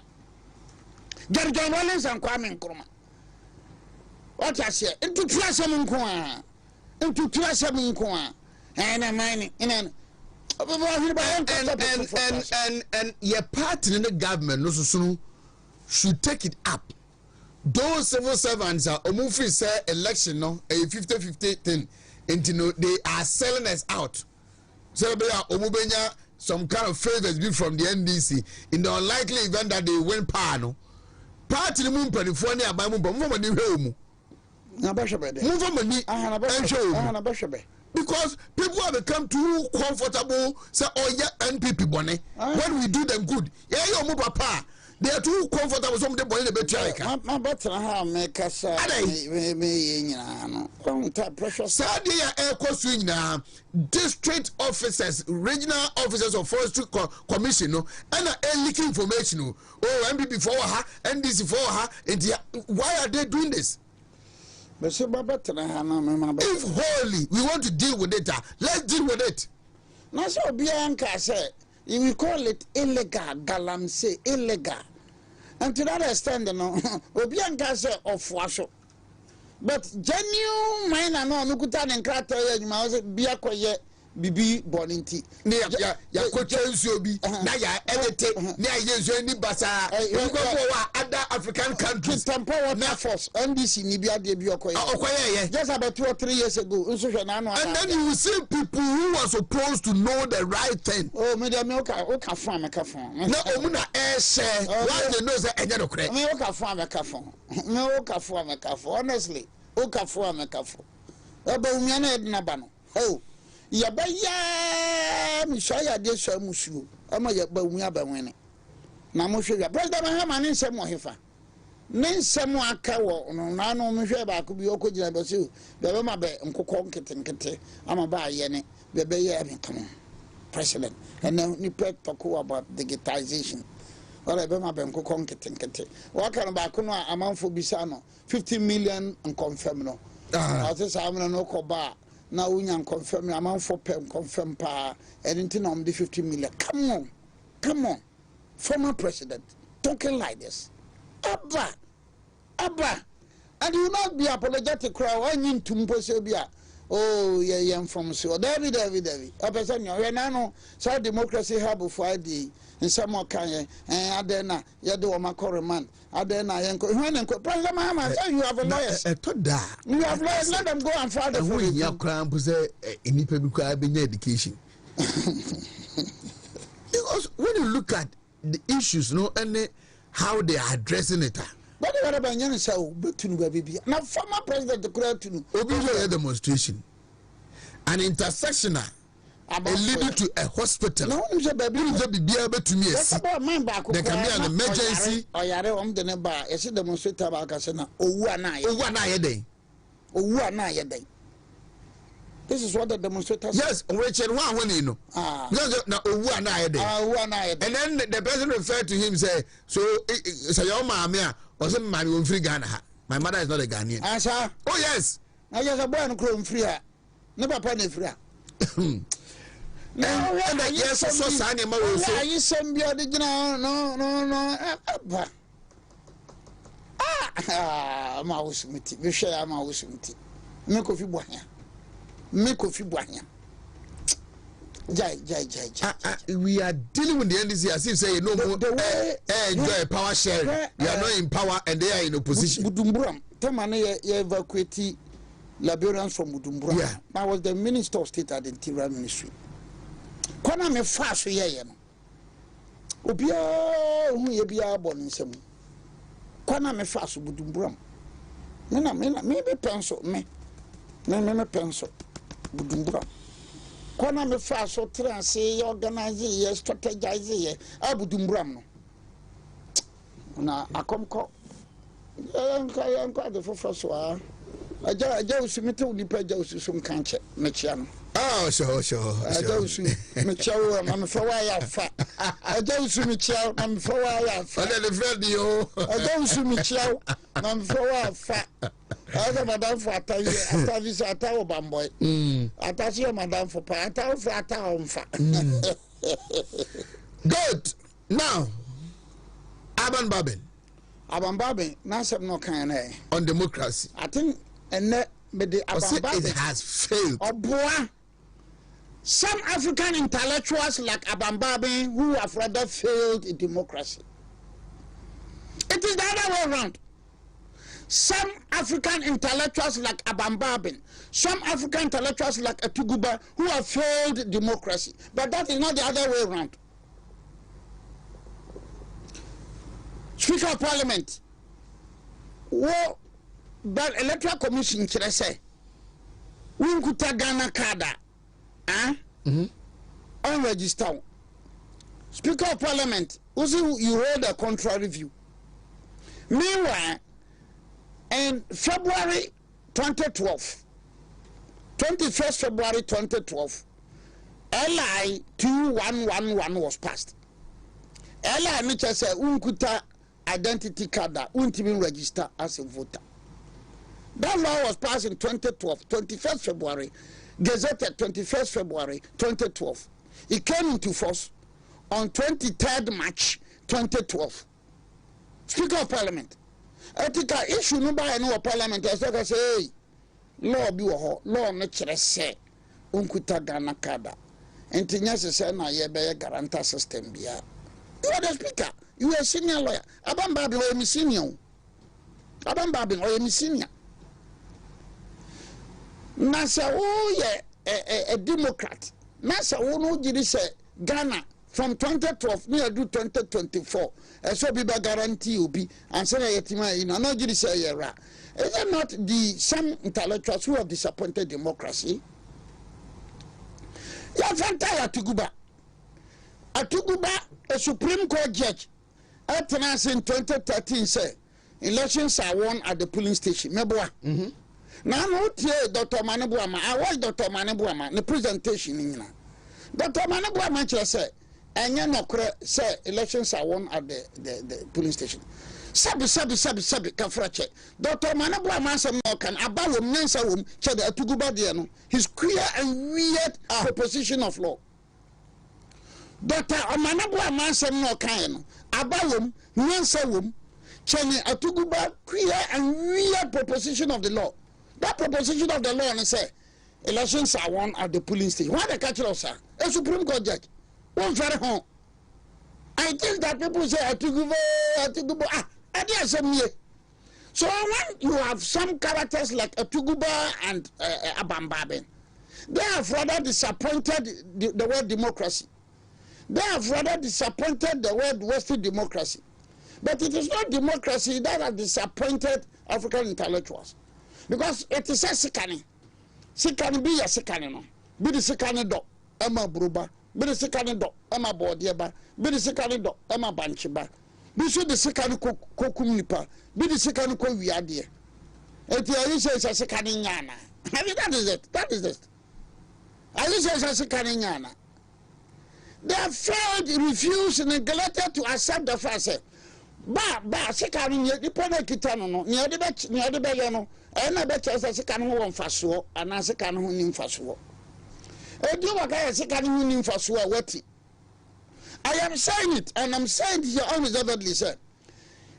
abibifo atrakifo binum abibifo masuafo binum abibifo nindiafo binum bani ba me ye diyaw ne ye diawere ho wo Africa ha and menya abamba be no ka asase na Atuguba was talking about promotions at the High Court and the other. He knows as a fact that it is the president to the Court of Appeal to the Supreme Court.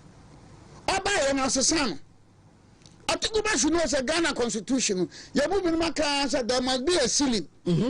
There's no ceiling. And Yakufrado appointed Paha to Court of Appeal. Now Gufrado Ayebone. One Ayebone. Akufrado appointed Paha to Supreme Court. Akufrado Ayebone.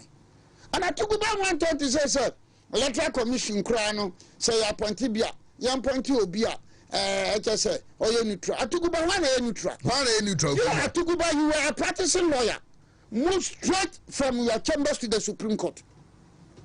Atuguba was a practicing lawyer straight to Supreme Court.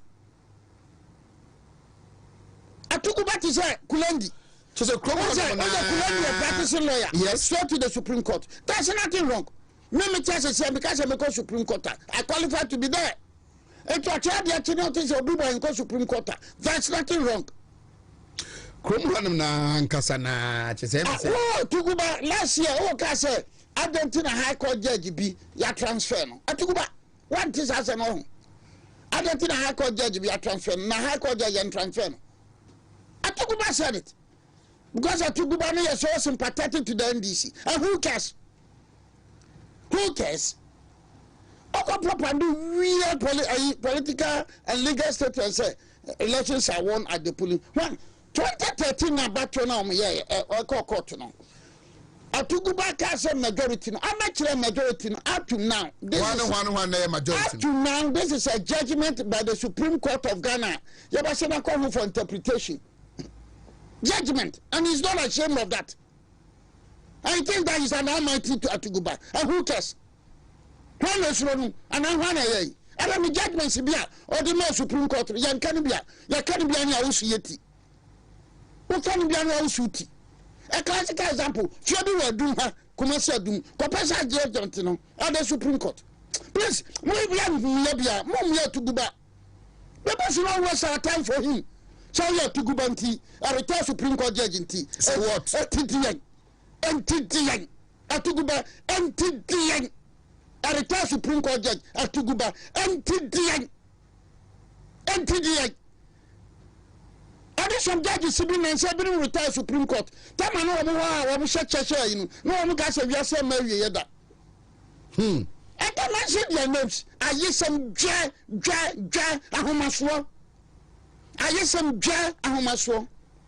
One of them, a committee was set up. Okay, John said, me on better. Miss Yam, no better to. Hey, Miss Supreme Court judge. Sir, on over to Supreme Court judge. Up to now, committee no me complaint to a new boy. No committee no set happen. Up to now, committee no recommendations are I complained to a new boy about that particular Supreme Court judge. I know they're free. What's here? Judge enough for a new boy so free. I complained about the conduct of that judge. And they went on to deliver judgment. At a time I will deliver judgment. No hearing notice you could for being someone. Me don't know. Now, Georgia, or your principal and responsible to say, me or be boy here. No, me, Georgia, me Supreme Court. No trouble be from here. And Kakas the maintenance. He sat on the matter. And I always continue to dare him. And now, I'll continue to dare him. Also, I am still a practicing lawyer. Also, I'm about to tell me about to. There is a private arrangement with some, so to speak, civil servants, and indirectly, we move fronted the agenda of the NDC. And a notable association. There's no wrongs over the NDC. But when the issues come to bear, let's deal with it.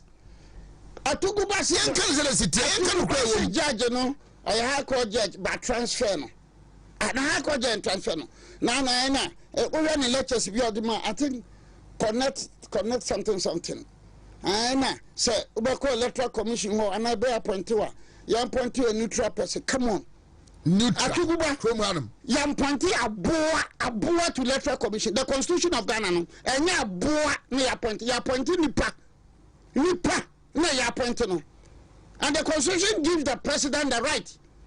Mahama appointee binim Wallace appointee binim Akufo-Addo appointee binim. There's nothing wrong about that. Atuguba, there's nothing wrong about that. Okay, oh my Lord, Atuguba, I mean,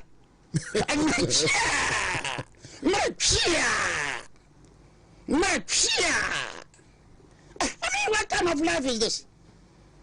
What person we shall to send him na join NDC campaign? Who cares? Look, in 2016, NDC folk Ibu Osomina, a leading character of electoral commission on an resource person. I mean, I'm got your 2016 one going Osomina workshop for their party people. For the party people. Namena ama NDC lusu ye. Sa ba fere.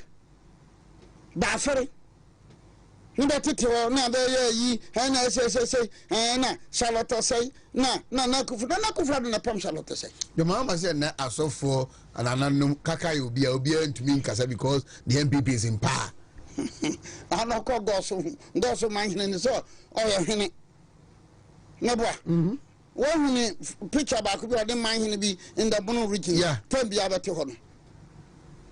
On cross of order. And you on cross as a Baptist Assemblies of God on cross. Come church and against you, sorry, the best summer back canon. Become a honey. Become a mammy, Bruman, and Papa Don Copol. And edgy Assemblies of God for Christ say, Wingham.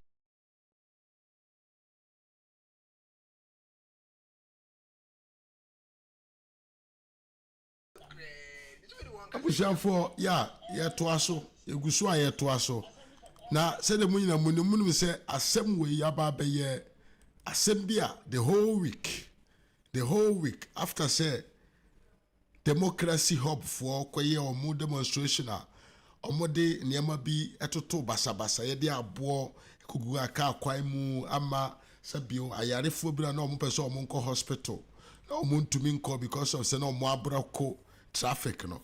Many political people, especially the MPP side, aba bontia bekasa. Yedi kain abo the Alotejo Corps ekaye, the Kabila ekaye, the Abronye Senior ekaye. Abusia, I'm bringing you the hot part of it. Abusia, asem we see na ekofre Abronye DC, the Bono region MPP chairman. Say, Papa. Asama ekoni na dia na odwene fa ho abusu ebe ekoni kwa kotie ensama abronye digu na abronye de na ye fight pa abronye se on tiase se John Mahama etumiti sika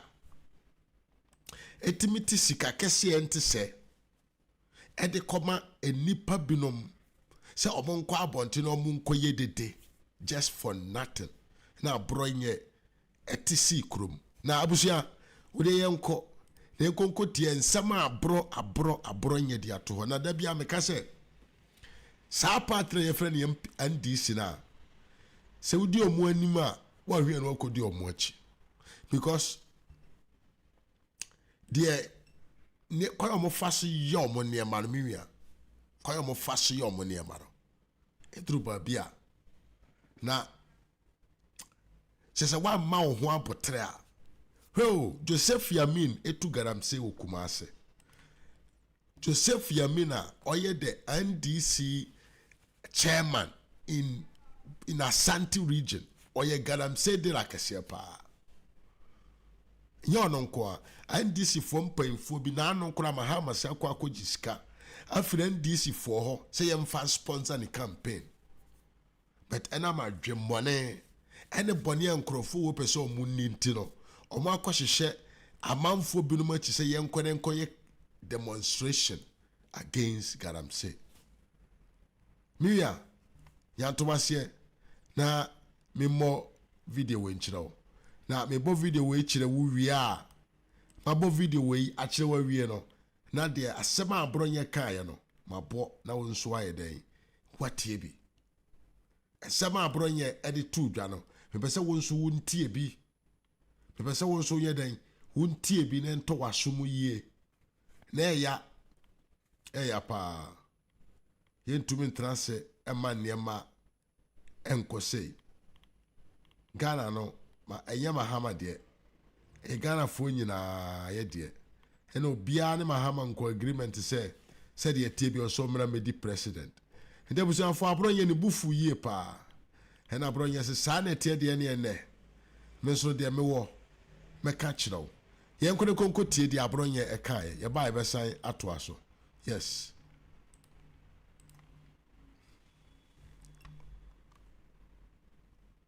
the form a process na so far MPP amanyoku no nti sey bia say final 7 December ye wura Dr. Alhaji Mahmoud Bawumia ebedin kunim no eno so na egu etino oba mono pai bono mantam ha egu ya nti sey so a ye re ni mu sey ye na 7 December no electoral commission be wo so adoma say bono nso say crane obian ko di life so na me ko doma say first nti doma say first time me no oni pa be fata ni o mo to aba tu ri ada bia na ye ibe standard bi ma doma Mahama na ya ka ya fa nti nti se na me go to say eni pa fata ni na o mo register mo doma say first school mo no e convention na doma standard ko ano mesana fa 400 kora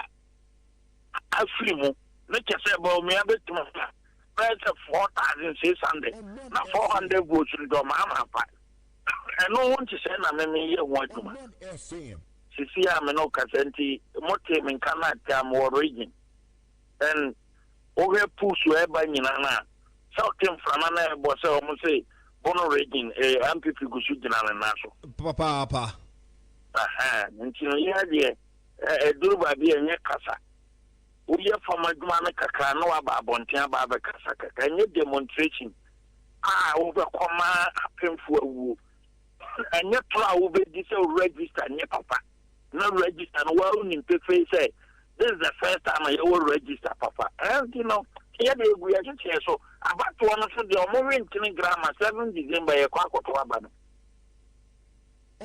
SM the okay register ho asem de bono regional chairman sir abana wiye oh Ghana nyina kwa abana wiye nya bono nko Ghana nyina register no matuma ka cho say we say nya 1992 constitution ye ba the 4 for yi open mera matuma ka say ye kwa abato I register no eye free chimpa a 2024 register ye de kwa abato because register when ye create na obitumi free ni fie gine pemu equal registration center district office equal claim dina yen kasekan anamebwa koso so Ghana police service one statement on the bar after the main registration exercise here. One team can say, "Emre we the dikaya yet registration exercise here. What team come behind your anti-mamma. Now, so electoral rules na ye wo or mine Ghana. I cry. That the increment course not a political parties, you know, one more representative and TBBFia. And Ramo not on my register or more protest, a brand registration here. And also, so being a bar center, no ababa or barber anything. Not said there, I see Dunkatia car 2015. I will VC carbon report no mono. Say, and yes, a kind of moment and yet demonstration. And so, it will be Baba trained in it. I won't cast ya. Feel it talent for you really say error so register no more. Yen issue exhibition process.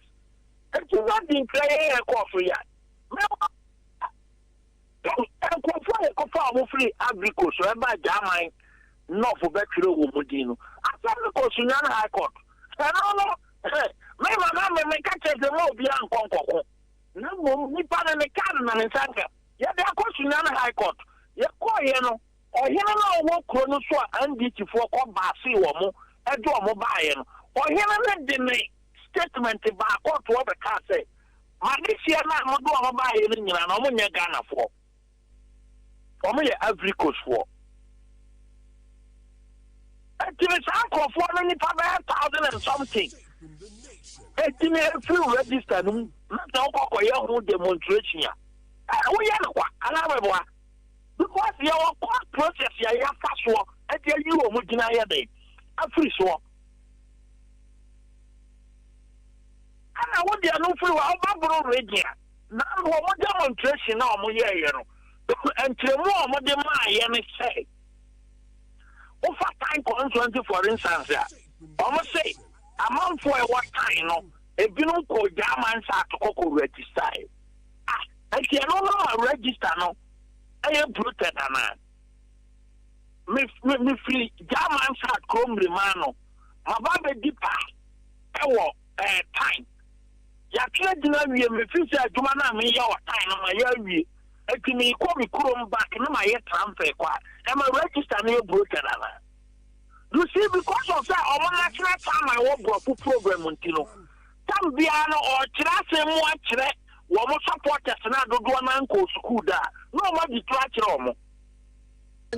Our national chairman brought for problem bay. Our brought program or language program. Because I remember the time, not a mere transfer. I call German South Chrome Romano on a Mifria, but and on your friend say register and brutal. And so, my way a live interviewer, woman would be announced and drop for a year, and this is for more catch for you. What can I know when you saw more cats after say, or which time? Or free German South, and to a transfer and you vote to call, and to a moment your friend said broken register, I want to say. No, I way to a monk of 14. Anyway, over reading has our readings now. One more demonstration high the end of the show media because I want to now or more canoe. And she so. And then young sending my mouth over to your more key about 2 much yes, I demonstration. I think of one more quarter for Ghana. A 7.4 billion children say, I can be about or be up can be not yet to say, I family buyer what can be. Over that, I will say, young conquer independent audit. Here may come in there. I stand to be corrected, and I mean, me say, I saw Americans in yes, I'm not here. 50 year 1992 constitution, you know. I've never seen the Jaya Casino. Electoral Commission. Any independent audit to be a political parties in Yahweh.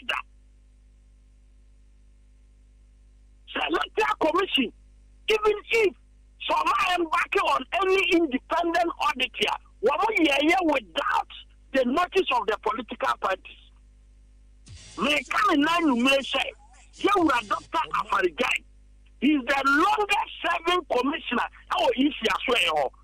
Women say that buying on only time so or yeah, independent audit here, political parties near Yahweh. Women say Dr. Afarigai. He should not keep quiet. Women say Dr. Afarigai. Obusuya, alive for Muye. Women say. I'm going to think here or yeah, do our electoral commission for you. And we have to buy money independent audit here. Political parties Yahweh. And women say Dr. Afarigai. Now all the time of Krewum and come for yesterday. I put our castle Mushi and be a ban or Mufano.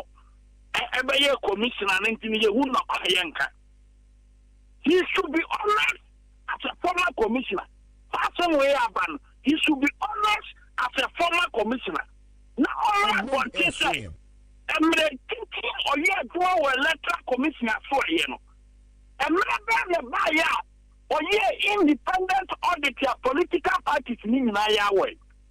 And I'm saying say even to be this it was done with that this notice. And I said look at ya why the longest serving general secretary who say all produce one evidence. On one occasion, electoral commission here independent auditor. Over to now, what say? Institution when yes are independent auditor. We challenge the LDC.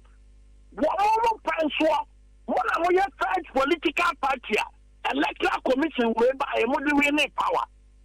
We are challenging them. Say that by the that's why they almost say independent audit. You external year, I'm not audited that. All errors, all irregularities, everything. And I said, the Supreme Court case now, Mamma Dam Papa Jacobi Chebilamke, any young Dr. Mahmoud Domiani court now. Supreme Court, no, Justice Atugubaya Kahobi, and now I am we hypocrite. I quarrel for saying independent audit. Justice Atugubaya and the class say. Error should be a course of an administrative error which can be rectified. Maybe I'm a boy. Consul. My question saying, I don't try to go back. Only who, or do you who, and not to Chaco Comacurantum. Avronia. Consul. To go back, Mr. Ghana, or to Chaco Comantum, or to you who, or no who take. Why are you asking why your papa Tanina? Oye ni akim na onum tani judgment na otwe ye no ake se wi ase say ya ye the clear how bogus judgment no ono ni opinion in 2013 no eguso ta ode se wi ase atuguba opinion over voting voter register nyina no atuguba ka say administrative error. Electoral commission should take steps to rectify. And then to go back, one can say, a court independent auditor. Now, all auditing answer our opinion. What is talk about them? Now, my stand on record said, electoral commission as an independent body. And the powers, 1992 constitution mono, and fear at your family, one independent auditor. And be mistake be other than Biano, electoral commission non rectifying errors. And be a bone for me, our color or my bone, particularly one color for say, one independent auditor, one bone in the sense that.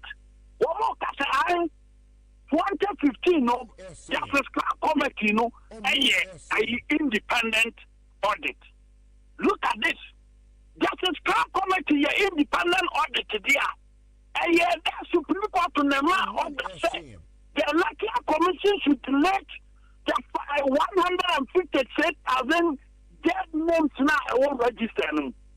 And the Supreme Court to order say the electoral commission should create names here. What are the driver's licenses and the register of Mutley? That is quality, no? What would your recommendation? Just uncle for a woman answer factor, but on independent audit. The deletion of some names from the register, no? I have brand in my court. And Supreme Court to match specific orders. Say, Obi of the driver's licenses, Obi of the national health insurance, next annual man because you Ghana for the use national health insurance card. And Tiagan from a Buana. I know your fellow, Sakwa to match a government agency, be say, I deal with Koyan Zia. Not a catch for Binum. A-level accounting for which is that Franklin Kudo. A-level economics or 7 times and 7 or pass here. Now on the Namkroma, at the council who say Supreme Court order next year independent audit. No one that's all 7 times and 7 or pass here comes. Now, because Wamuki already cut an Enyagua. And the other cut off because Franklin Kudo here.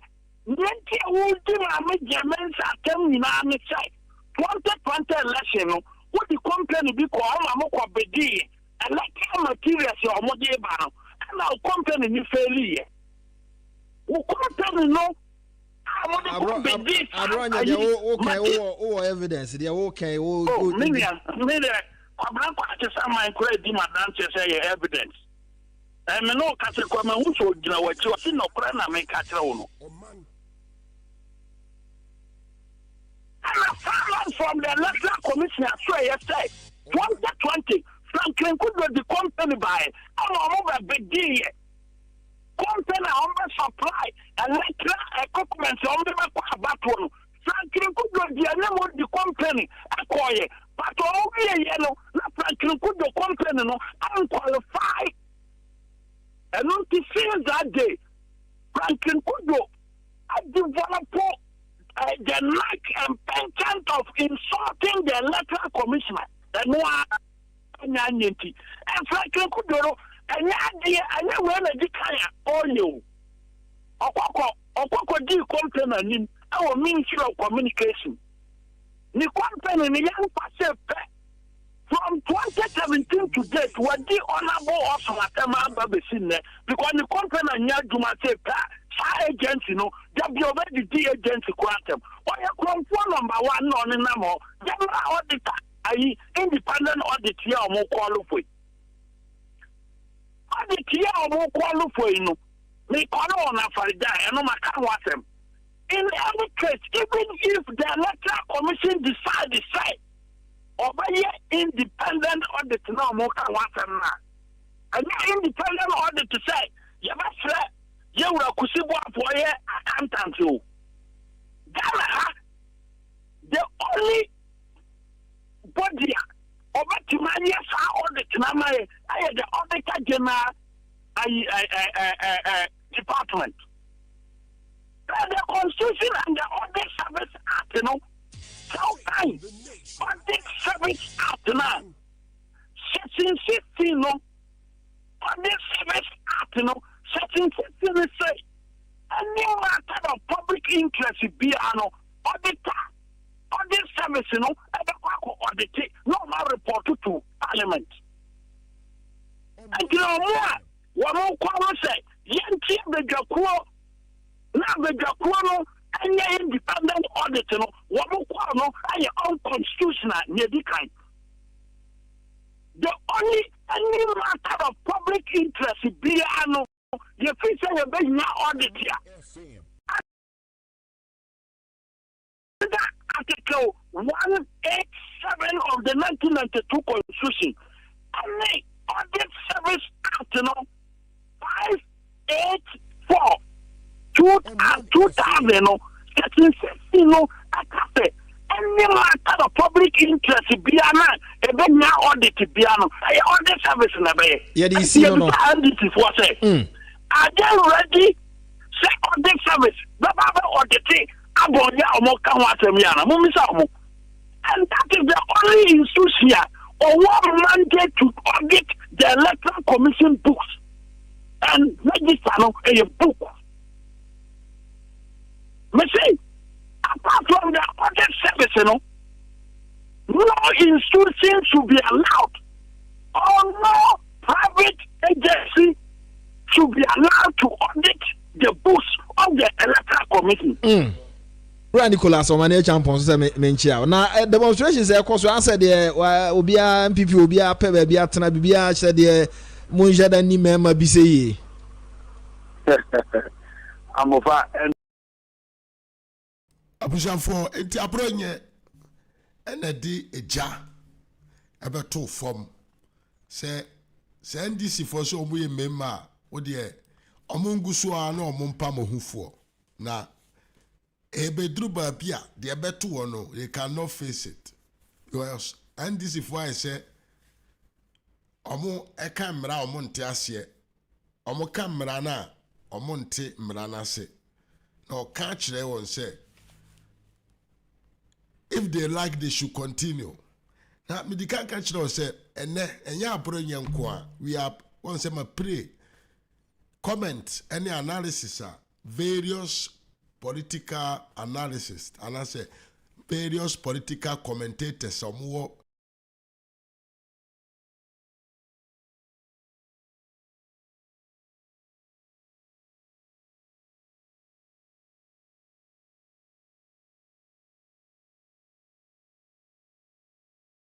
democracy hub demonstration omokoye ne wakra etijan to basine konkotie owusu bempa aboa papo no so ensem a ode begu abonten na me amutumu say next time NDC will prefer not to go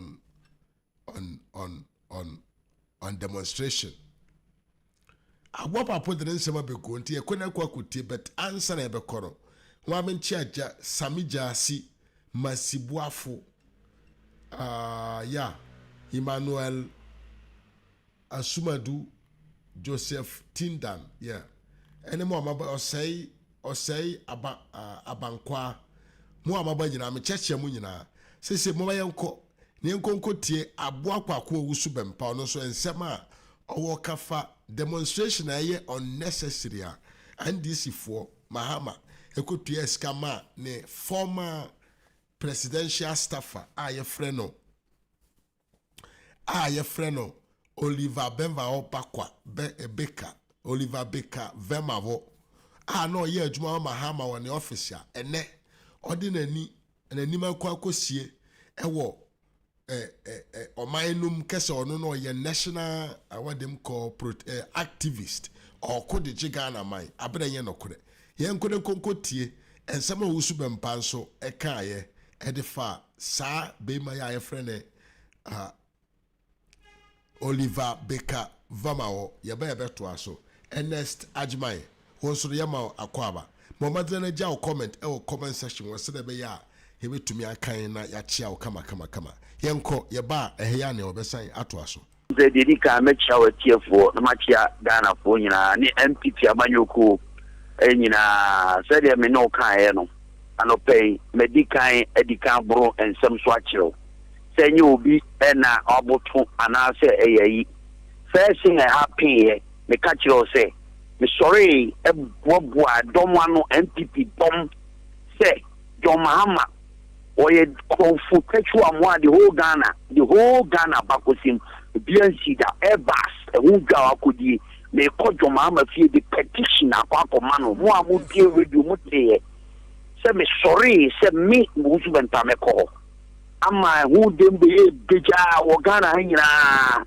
ama happen everywhere just 48 hours 24 hours ama mababeko ena ye penifo bi efre na usu bempa na yes I good former president na wan ni say ye chimi kotna national security ene me domo aye ready atwen nyina eni dai to ho say oh ye dey peace na ye dey ye pay eni jai NDC for dim kontima eni nkranti threaten me ejina ho ewezi threaten me say mimi si Mahama wo make si mi sakoso ene okoma yan ko for obi no sorry ka say ni omo ka say mi nyae no ene they saw it happening and they were building momentum because they know that this is what they can use to do some funu with the okoma akachiro say me fia ya mi gira me ko a make na handle for 1-on-1 me na me ka twabufa mo pa mo de mo kan champion for to mo nya NDC ma me no mo de mo ko campaign mo nya NDC for ma me wo su be bank na me no mo fa fie ni okoma o mo tra mini mo ma no do mini mo aka mini what they are doing now this time around say no say so ma ya me wo say say Mahama akoshi shenkophobia ki bo for one baka wo no ma sori na emrantie me ensem no ma begina and ye demonstration ni amo permit ye the warning koma wo mo say sa posters na Dr. Baumia posters to no ma koti no ma say no akoye say na fe ye kan ya kan sa na ye gan sa na wi ye catch up say those days e shedum ketia so ya ye to abawi no ahye batakari no afre NDC for say omumra ne ko electoral commission udi share electoral commission di be share wo fie e shedum ketia mo ye ni ba bi o mu nya atete o ye ni ba bi o mu tete enti sabi so ba she gaye na mofa oye no uye no mpie ya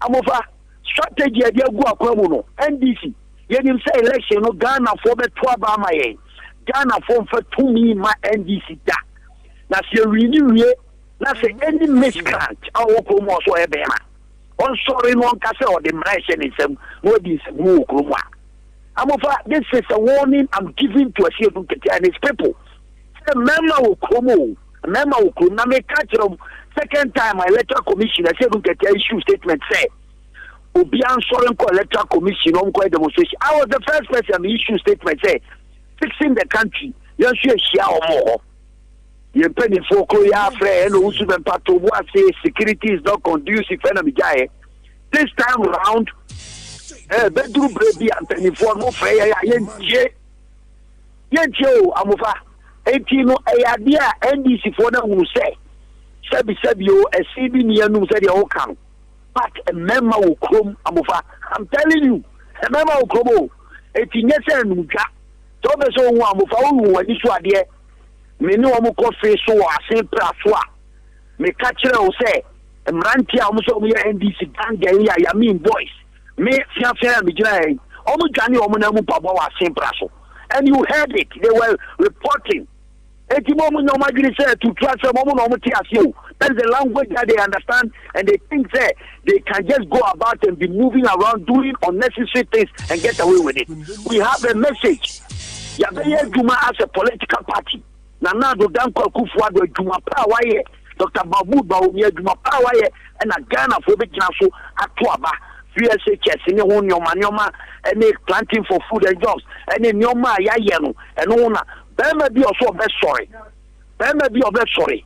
No say or no or your bema ukroma na NDC form na mukuta recipe for ye catch your company John Dramani Mahama say Ghana nyane maame dia o enye de maame edia and no sorry what business maybe mami kase wi amofa very important say we have a former president of the Republic of Ghana echi be Ghana simpie so kase situation ekoso Akufuado ne Baumia bemu no ke yo no abemu anka soja fo atiesikrum wonu say we declare treason etc bana police fo achi Mahama a question is what is the evidence or they can the outcome he is preparing the minds of the ordinary Ghanaian say or no person of this disability about Ghana they catch say Mahama only be man che obi a o NDC fo na yo kufu che obi a o yo kufu che obi a o Ghana I know Mahama more than anybody in this country and I'm telling you say Saturday no mo ye no kroma and o mo keka no media me se makadiem some people penny for so mo maye kwan e me nya na NDC for sorry a no mo dey to klasem e bedu bread no mo kasa ye ntie no face NDC any miscreant obey nu or the mra be se nsam ye law abiding people ye jimra ni bi ye de mra na ye adwuma ye jimra di ye Ghana mredi na ye ntrase masabi da na obi de sabe wo wani no okọ ni ejina ho ni de sabe wo yani hwe wa mo na start say o mo tiki Dr. Baumia process ukuma wa mo na start say o mo enra abrante baako ayi enka ha baby oni ne mrante o mo ko e campaign door to door NDC ni de second year twa NPP ni ama se so that 37 hospital kuma se any kuku ni other places dia o ma shase a o mo leader no asema wakachi o mo say they come from a revolutionary background and when it comes to unleashing violence NDC is the supremo. Yeah, country IGP said they should call John Mahama to order. Say dear me no I na me say you three sorry am upon them rant here to topi 143 story say omo here demonstration against Galamsey. Now o come to police ni active. No dey gane ni intimidate police for Kuma. Na comfort ya dey hwe ya omo de John Mahama ko pesika ma rant here phobia omo kon na no mo di se ku Kuma. We are sounding a warning saying in the coming weeks and months, Mahamufa, this is a warning. It will never happen. Yes, so done for so over to Bibiaboa. na ne Nigeria be so me also be pass America me the America o they can't contain all of us. We don't want that to happen. You catch a peace council and you anonymous tranquilla and will be our Ghana or peace in this country. They should call John Mahama and the NDC to order. And yes, sir, a bedroom baby, they can't control us. They cannot contain us. And we are saying it on authority. 107.1 so ni ha ye Oman FM. Oro osu bempa, maye no ase, akire be san ba. Ejamofa, enye se wo dam ase. Asema me kan tie me ka choda me de wie. Ye catch all the ranks and file MPP amanyoku osunkuku amanyoku mpanifo any ye party full soldiers across the country so bi anche ne sapo issue. Onyame nanim de o ye maneba. David ni gori ateko word. Na obia ni da bia na akodi be shiriba onyankopon enam ni ndie so efa so edi nkunim bia no ye dia wo hwe ahokeka Ghana fo edi tumi ba be hwe MPP sa ye dim sem kunim bia be dia na ye dia ya sem nyina ne hwe on the 7th of January nyame be hwe ni woni mu nyame lemu be dane na MPP ye di Dr. Bawumia Siakonya no so se the president be also be sorry no say or no or ye bema okroma na NDC form na mukuta recipe for ye catch your company John Dramani Mahama say Ghana nyane maame dia o enye de maame edia and no sorry what business maybe mami kase wi amofa very important say we have the former president of the Republic of Ghana echi be Ghana simpie so kase situation ekoso akufu ado ne Bawumia bemu no ke yo no abemu anka soja fo atiesikrum unim say we declare treason bana police fo achi Mahama a question is what is the evidence or they can the outcome he is preparing the minds of the ordinary Ghanaian say or no person of this disability about Ghana he can't say Mahama only be man che obi o NDC for na yo kufu o che obi a o yo kufu o che obi a o Ghana. I know Mahama more than anybody in this country. And I'm telling you, that's how they no more year no chroma and Omkano media Missima Cadium. Some people in 24 so my crying and me and NDC for sorry, no more to class them. A bedroom break, no more Cassayan Tie, we will face NDC, any miscreant or new or them Rabison in some law abiding people like Jim Ranigi. Ya the Mrana Juma, ya Jim Ready, ya Ghana, and ready.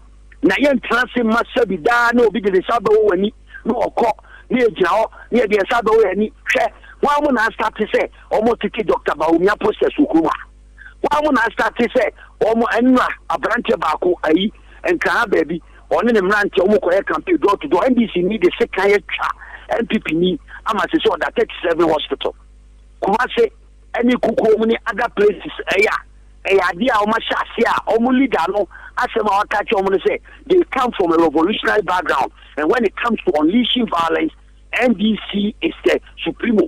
Catch IGP said they should call John Mahama to order.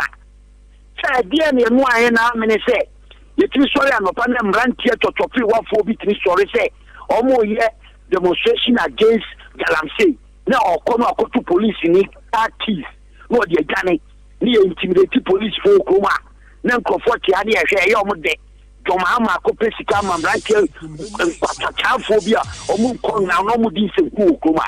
We are sounding a warning saying in the coming weeks and months Mamofa this is a warning. It will never happen. Yes, so down for so babo over to Bibiaboa. No Nigeria be so me also be pass America me the America o. They can't contain all of us. We don't want that to happen. You catch a peace council and you anonymous tranquilla and will be our Ghana Hanuma or peace in this country. They should call John Mahama and the NDC to order. And yes, sir, a bedroom baby, they can't control us. They cannot contain us. And we are saying it on authority. 107.1 so ni ha ye Oman FM. Oro su bempa, maye no ase, akire be san ba. Ejamofa, enye se wo dam ase. Asema me kan tie me ka choda me de wie. You catch all the ranks and file, MPP, Amanyoku, Osukuku, Amanyoku, Penny for any the party full soldiers across the country. So be actually Sapumushu. When you mean a name, the all your money back. David in the Korea take a word. Now, Ubian, the Viana could be a Shiba, Unyankupon, and Namin, dear so, a faso, a dinkunim. A kunim Biano Yadia, who share our Ghana for every 2 million share MPP. You same could be the idea. Now, idea say on the 7th of January, Nami Beshen, when you remember Dane, na MPP, the Dr. Baumia Shakunyana, so said the President of the Republic of Ghana will take over from Nanado Dankwakufuado. Now, say, yes, I do an electoral commissioner, she Mensa declare results. Said Dr. Alaji Maumia has been elected as the President-elect of the Republic of Ghana. Now, as usual, a Sedun Ketia will that shenanigans. Any NDC to Tofi will be sorry say. Omontiasi and Omu you for no Tinsi Kruma. And Hono Kumbos and Magania Magasia, the Duma Magahu. The Red Choms and Marabi or Ghana and will be bold to defend Ghana. Said the Ghana Kaya will resist any attempt by anybody who thinks or your man. Said Ghana constitution, and now the sovereign will of the Ghanaian people, say this is what they want and this is how they want it. Now some Mahama NDC say 4 years Baba beginning Ghana nani mutwa yengi na yetikoma you don't do this.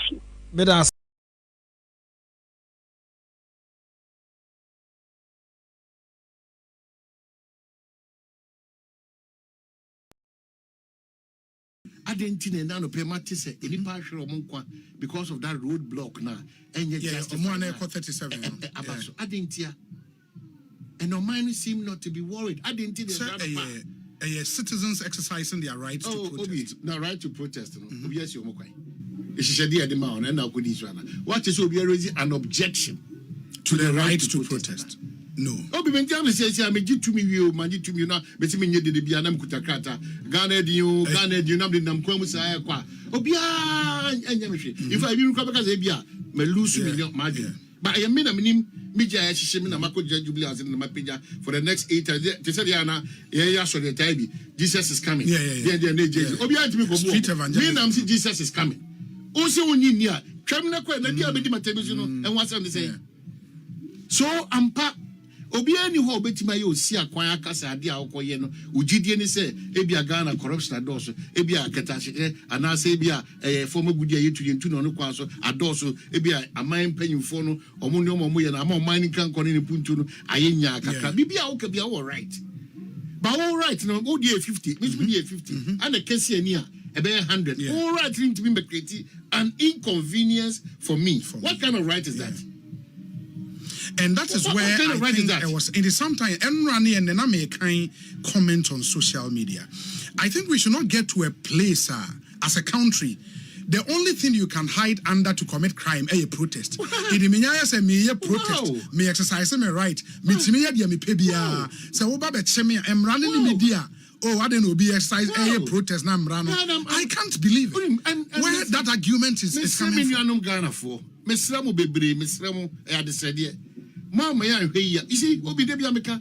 Yen timi nkofa America ne London. Wono ne ye ne o mabra bo. Na so mo nko mo ye ni say. Wo de meba. Be yen timi nkofa sa ne ye no. Emfa mbehye se chinchinchi a. Because we commentary si bi o mo rana. Ti say ne said yes so adena tribalism no said yes project ni akika nsema kese me yam hihime magana. Me yam hihime say yenya akwanya de timi kan se no brother tadiem Kenya must happen here. Hey. Everybody who mobo. If they want can ne de wo ye ne mpo no kra no. Onti ase na. E che se to trust some exuberance bi na say. Wo ne nam na wo ye gaga. Say Kenya mra Ghana. Kenya emra Ghana. And the other argument I've seen say and I think the last time Krano Ernesto Yebuamu made that argument say protest bia na was say basa eba and then they attention Ernesto has been a protester for a long time. Ono no say no behave. Ba parliament or no kwena dey so you born abogo DP. Is that how we protest?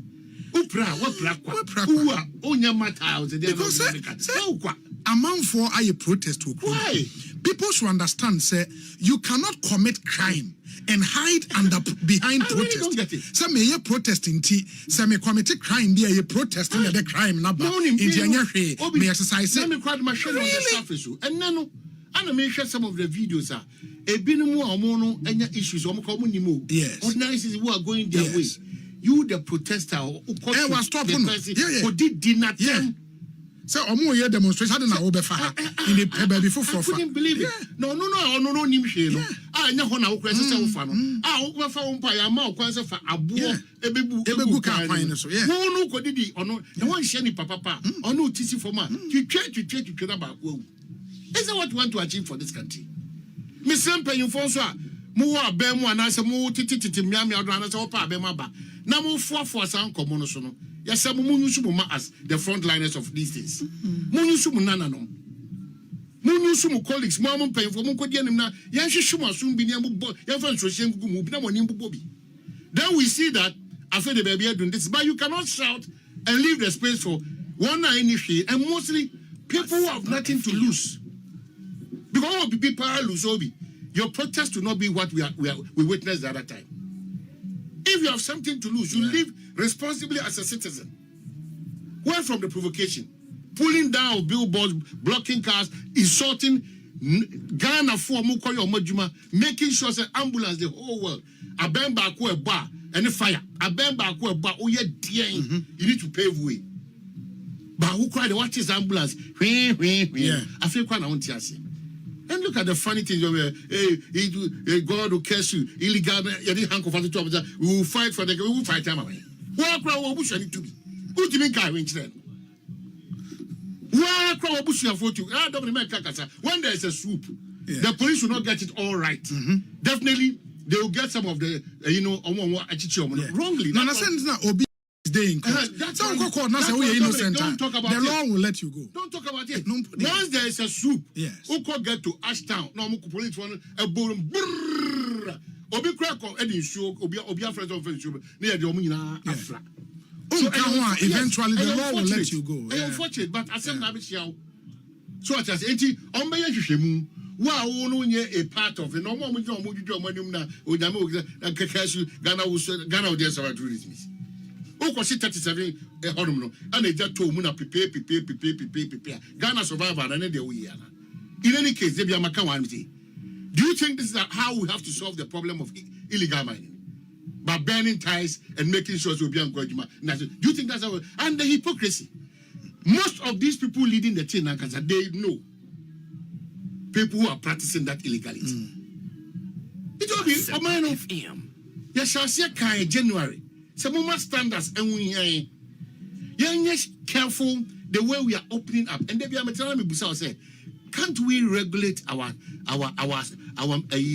social media front as Omano? Can't we take a decision to regulate the challenge? Can't we? The propensity for it to be abused. Well, it is sometimes they say, oh yeah, I say, and when you also we have a very powerful state, the Ghanaian state. And a government, the executive presidency, it is so much power. It's state in them. It won't take it as a woman state needs some unfettered access to maybe and shall not abuse it. We also need that is something we have to also discuss. But we also need to look at. No, I get you. How? Maybe Monsu use those platforms. It's too much. And they are abusing Yoma. But let's make this point and make it again. It's too much. Protest. Yes, I agree, sir. The right to protest is inalienable. Constitutional guarantee at the amount.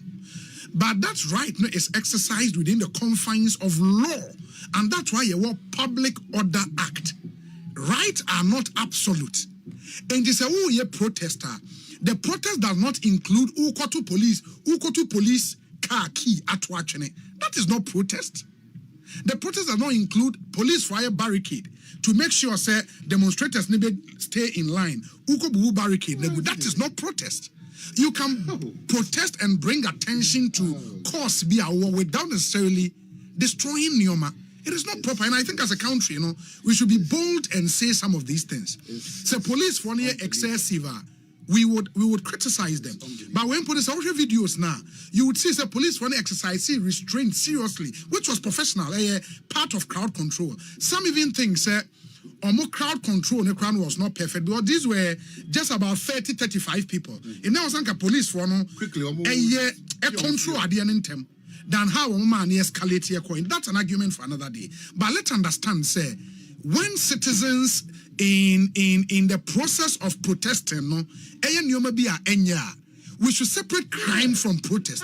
You cannot hide behind protest and commit crime. We can't. Why do you hide behind protest and commit crime? That is why no, this MPP, no NDC. There's a different law dealing with those people. Oh, yes, it's so.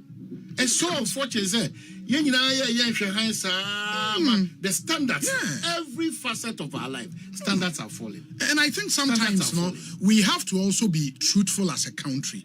When young men in the process of protesting commit a crime, there are excesses will protest BMO, but when it is clear crime, pulling down the properties of others, blocking a road that leads to a hospital, when the police did not grant you that permit to block the road, it cannot be right. Obi, it cannot. Protest. It cannot be right. And I'm saying, Obi, it cannot be right. It cannot be right in Zambia media for us, Obi.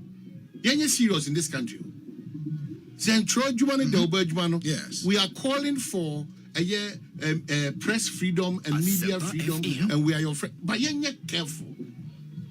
Ayeka, and Trono a dorsal. Yes. And so a dorsal. And Fiafia dorsal. Partisan interest in it too much. But say, on this idea, who say, Enya Papano. Read some of these editorial discretions and some of these headlines in our papers and various stations. You'll be shocked.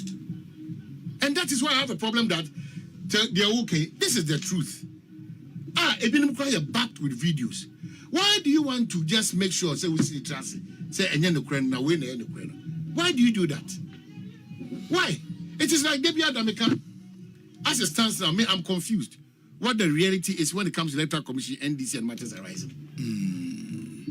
Because NDC is painting a different picture, the electoral commission is painting a different picture. So how do we go about it? The whole Ghana is waiting for the EC.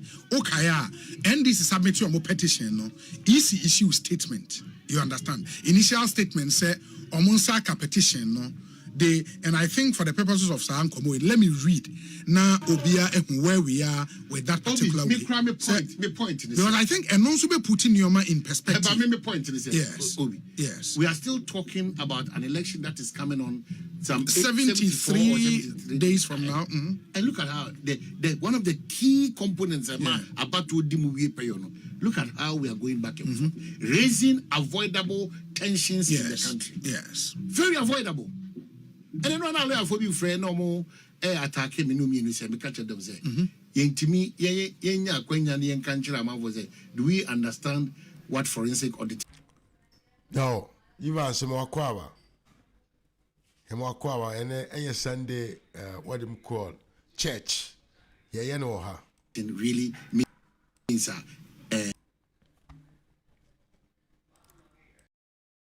is the means that Onobe okay or satisfied that. It's incumbent on that party to make sure your options, your quarter final. Oh, sure. Of course. Sure. Why do you fight them? But it's incumbent on the electoral commission to let matters open and fair because only and then but like chumba no.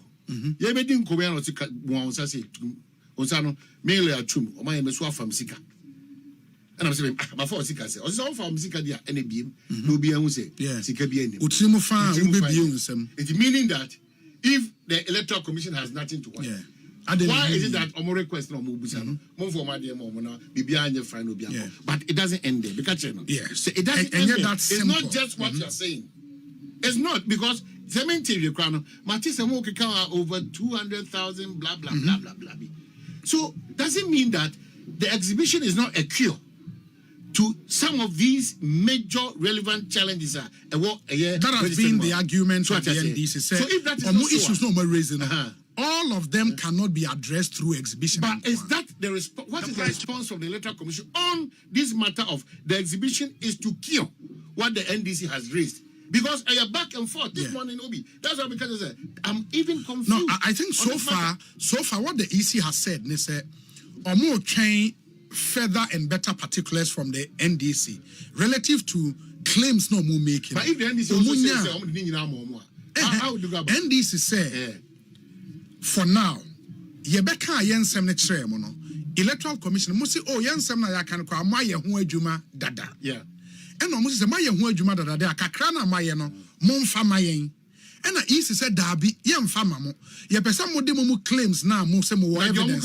no omo of dance bi akoma electoral commission the NDC no say NDC say omuntimi mfa sa evidence ne ma EC way because they don't trust the EC. Oh, Obi. Without a third person, a third party, they cannot. Obi. Because omun trust the EC. Trust is one of the organized elections. Ose. One of the organized elections. They overstretching matters. Because we are moving because minimum. Because point is that. Sa dia na wahwehwa wo hu nyina na wo se mu kura no. Yes.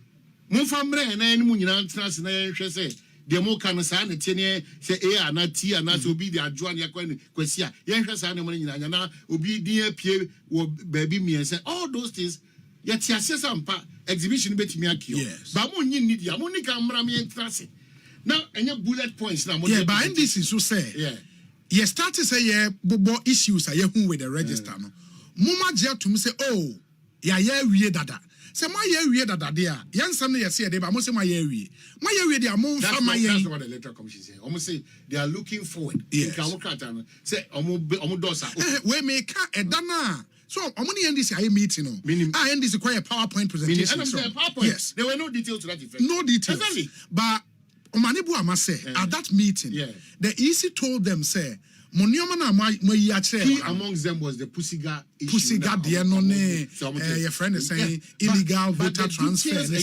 no details ne man. They have to. Details ne man. Because meaning the about I'll plead with them. No, anytime I make us man Sisiano when I check this release then I think now the ball is in the court of the EC. Okay, listen, what is it?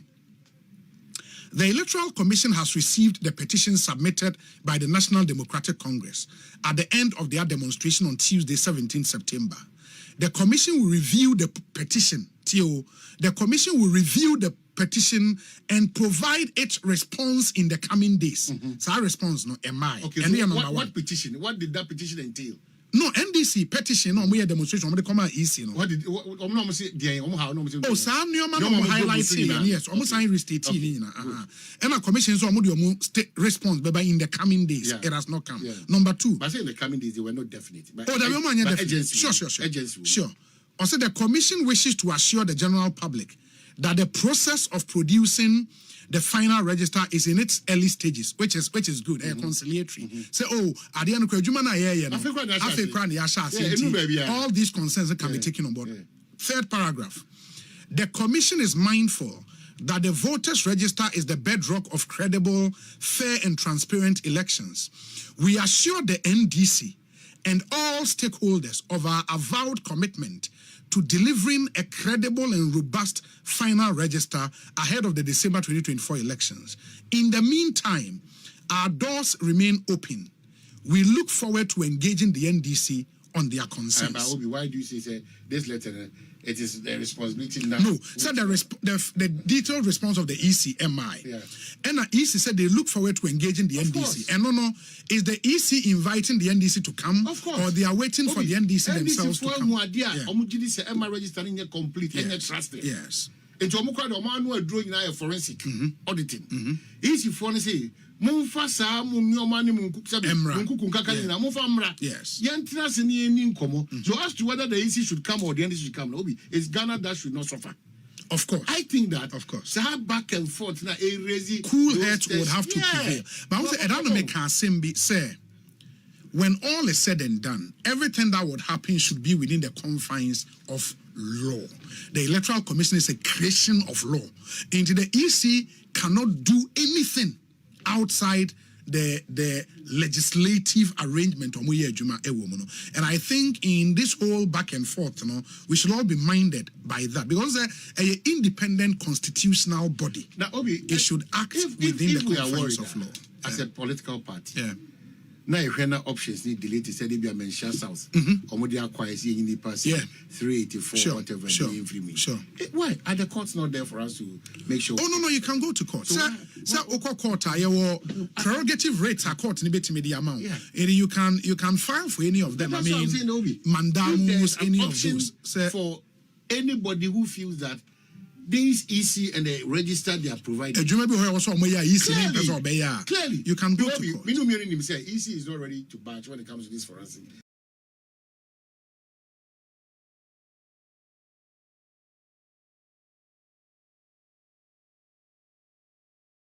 I was saying for ceremony, I said, these were all the observations, top political commentators, some more Ghana, or more edible go abonting, efa, sebio, the unnecessary demonstration, NDC, Echo Share, Oliver Vamono, whatever they call his name, Chia, Otra Sikama, no song de. Oliver Nienim no. We know, sir, he has been a presidential staffer for His Excellency John Dramani Mahama. Into Orono onye neutral. Okeso ye neutral odi ntro. Okeso ye neutral no odi ntro pa because yenim no yenim adwuma oye de ma John Mahama. Ebeye den. Se obi a womfa Sabio, His Excellency John Dramani Mahama, neho. Na Ubeko se, wo yedai, wo kwa unne kwa kuye juma wo ne presidency. Pacho tiri Americano. Eba yedai, because politics is an idea. And it is when you be nyadrin when the way of doing his politics, wo ne unko ye juma man when the office. When person can infantile say, if Oliver Baker from Mehono, or no, or NDC ni, and to the oyen will cronum de oye. A reef for binomness and non for because it's so more dear muye de cronum no. He's doing everything for his personal interests.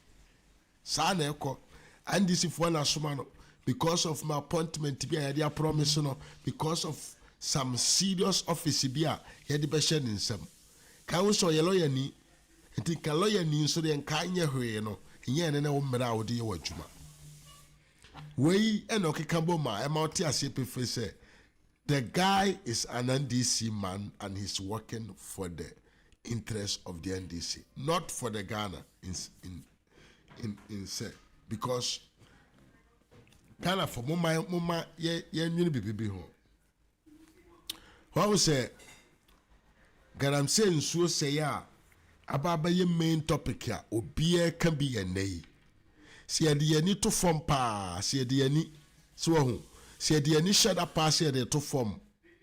Na ya can no correct I can sem no say the city ya. Everything ya crash say. And you better say 2 weeks, 1 month ago, and then this if we share that.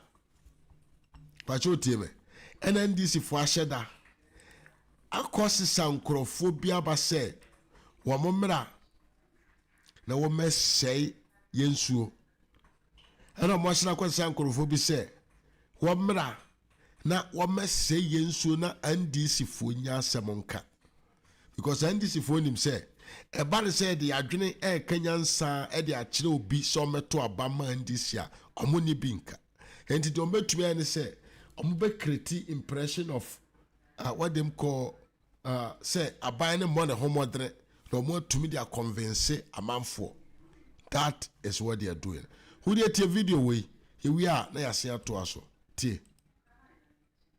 are winning the seats in the mining areas. So they decided to go and import foreigners. No one know buy and no man can't chum say munko in real no munko to go do or say munko so no munko to. Na mo refi mo hwa na the whole year. In so I a problem da. Enya 1 month ya na started. Eye obi na opese anka omo ye na anka ye di speed. Nanka ya court nanka ya stop galam say for nanka ya lose your seat. Ya stop you omo na. Ya stop you omo china. Na oma confirm with TV for na ko na omo crowd for ka ena galamse na galamse yetu no akra inso no akra omo mbra kuma se me demonstration and come be steady na busu se utie yi a galamse nsuo no se na ene ya hu ne dodo yahu say nso no nyina adane tea no it is the work of John Dramani Mahama yenti video no biem. We are winning the seats in the mining areas, so they decided to go and import foreigners. Na mo nyomo ba ya na o man kan chom se munko in real no mu na munko to go do o se munko nsuo no mu na munko tu na mo refi mu ho na the whole year insuo aye problem da enya 1 month ya na started eye obi na opese anka omo ye na anka ye di speed na anka ya call na anka ya stop galamsey for na anka ya lose your seat yes stop you omo na yes stop you omo china na oma ko fa omo TV for na ko na omo crowd for ka ena galamsey na galamsey yetu no wakra inso no e wakra omo mbra kuma se me demonstration and come be steady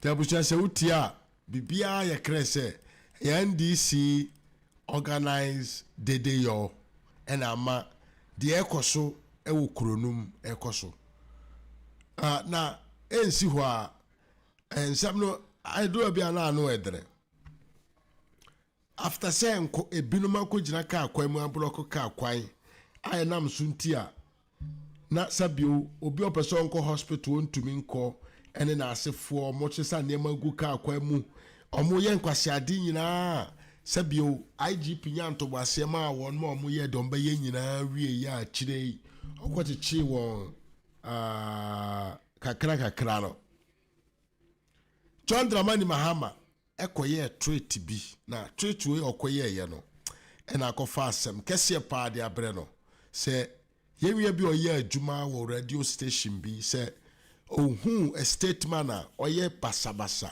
oye useless to say John Dramani Mahama da se enipa di boni ente se na yache no na statement utim ko gina bonten ka se adenti a yache won de wadi Mahama ho yaw pa yenkone konko tie de ono so kan ye ba e beto aso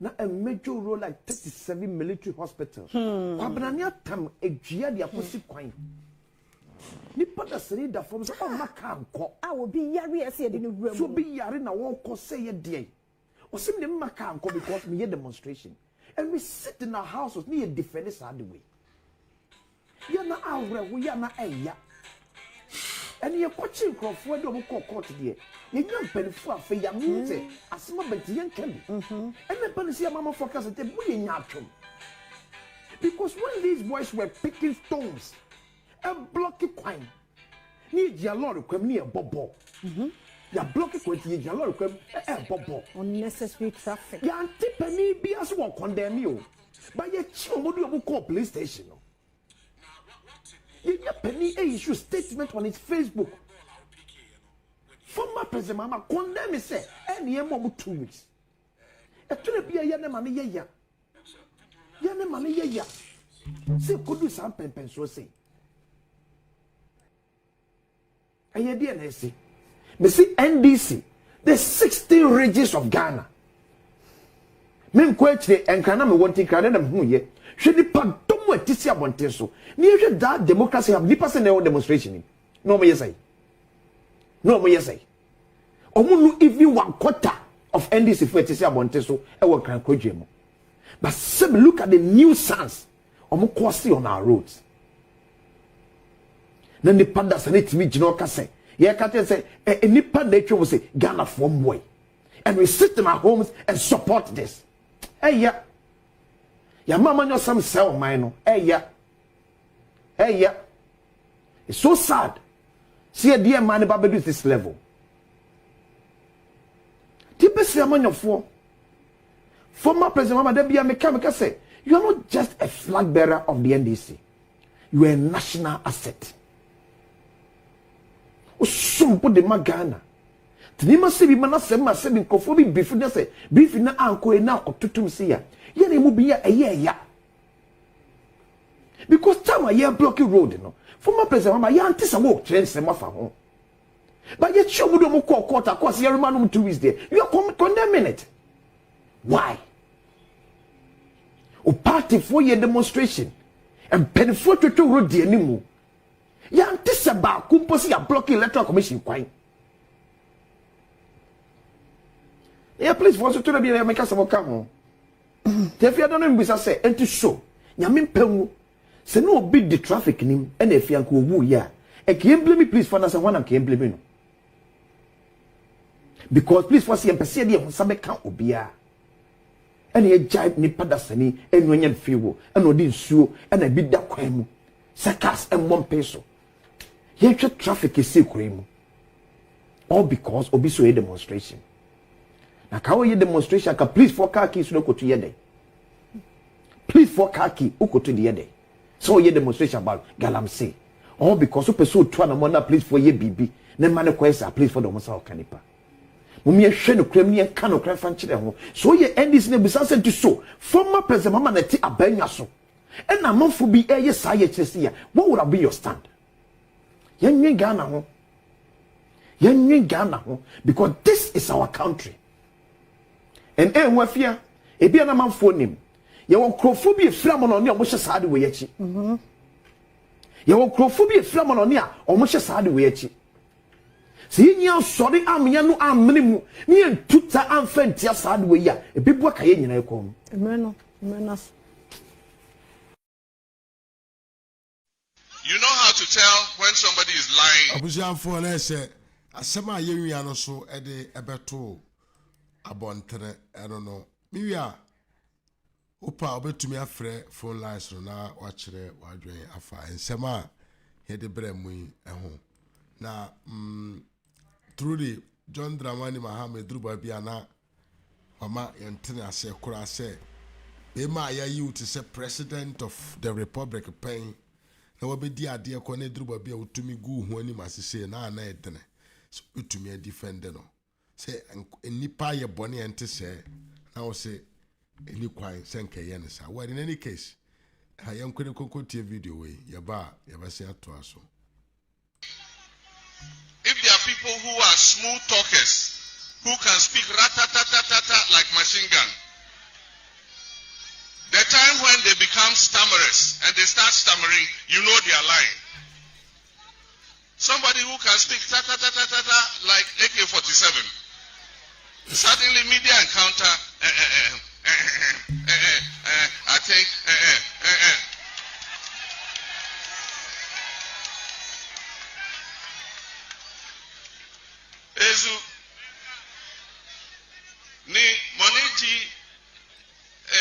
Where did it all go wrong? And, you know, with all due respect to you, on your watch? Well, I don't know how to put it. Instant karma. Where instant karma? Yes, I don't know where to put it.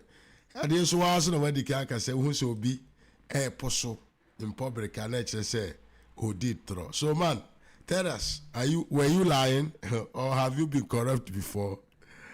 How was that the horror? I was a media katabi attribute. Tiama mekasa akora yede. Mede obesia na madam wase. This was the official reaction of various political parties who came out and talked about what was really happening there. So in any case, abusia mechiao na makacho say yebeshia achire meda ase ena obere.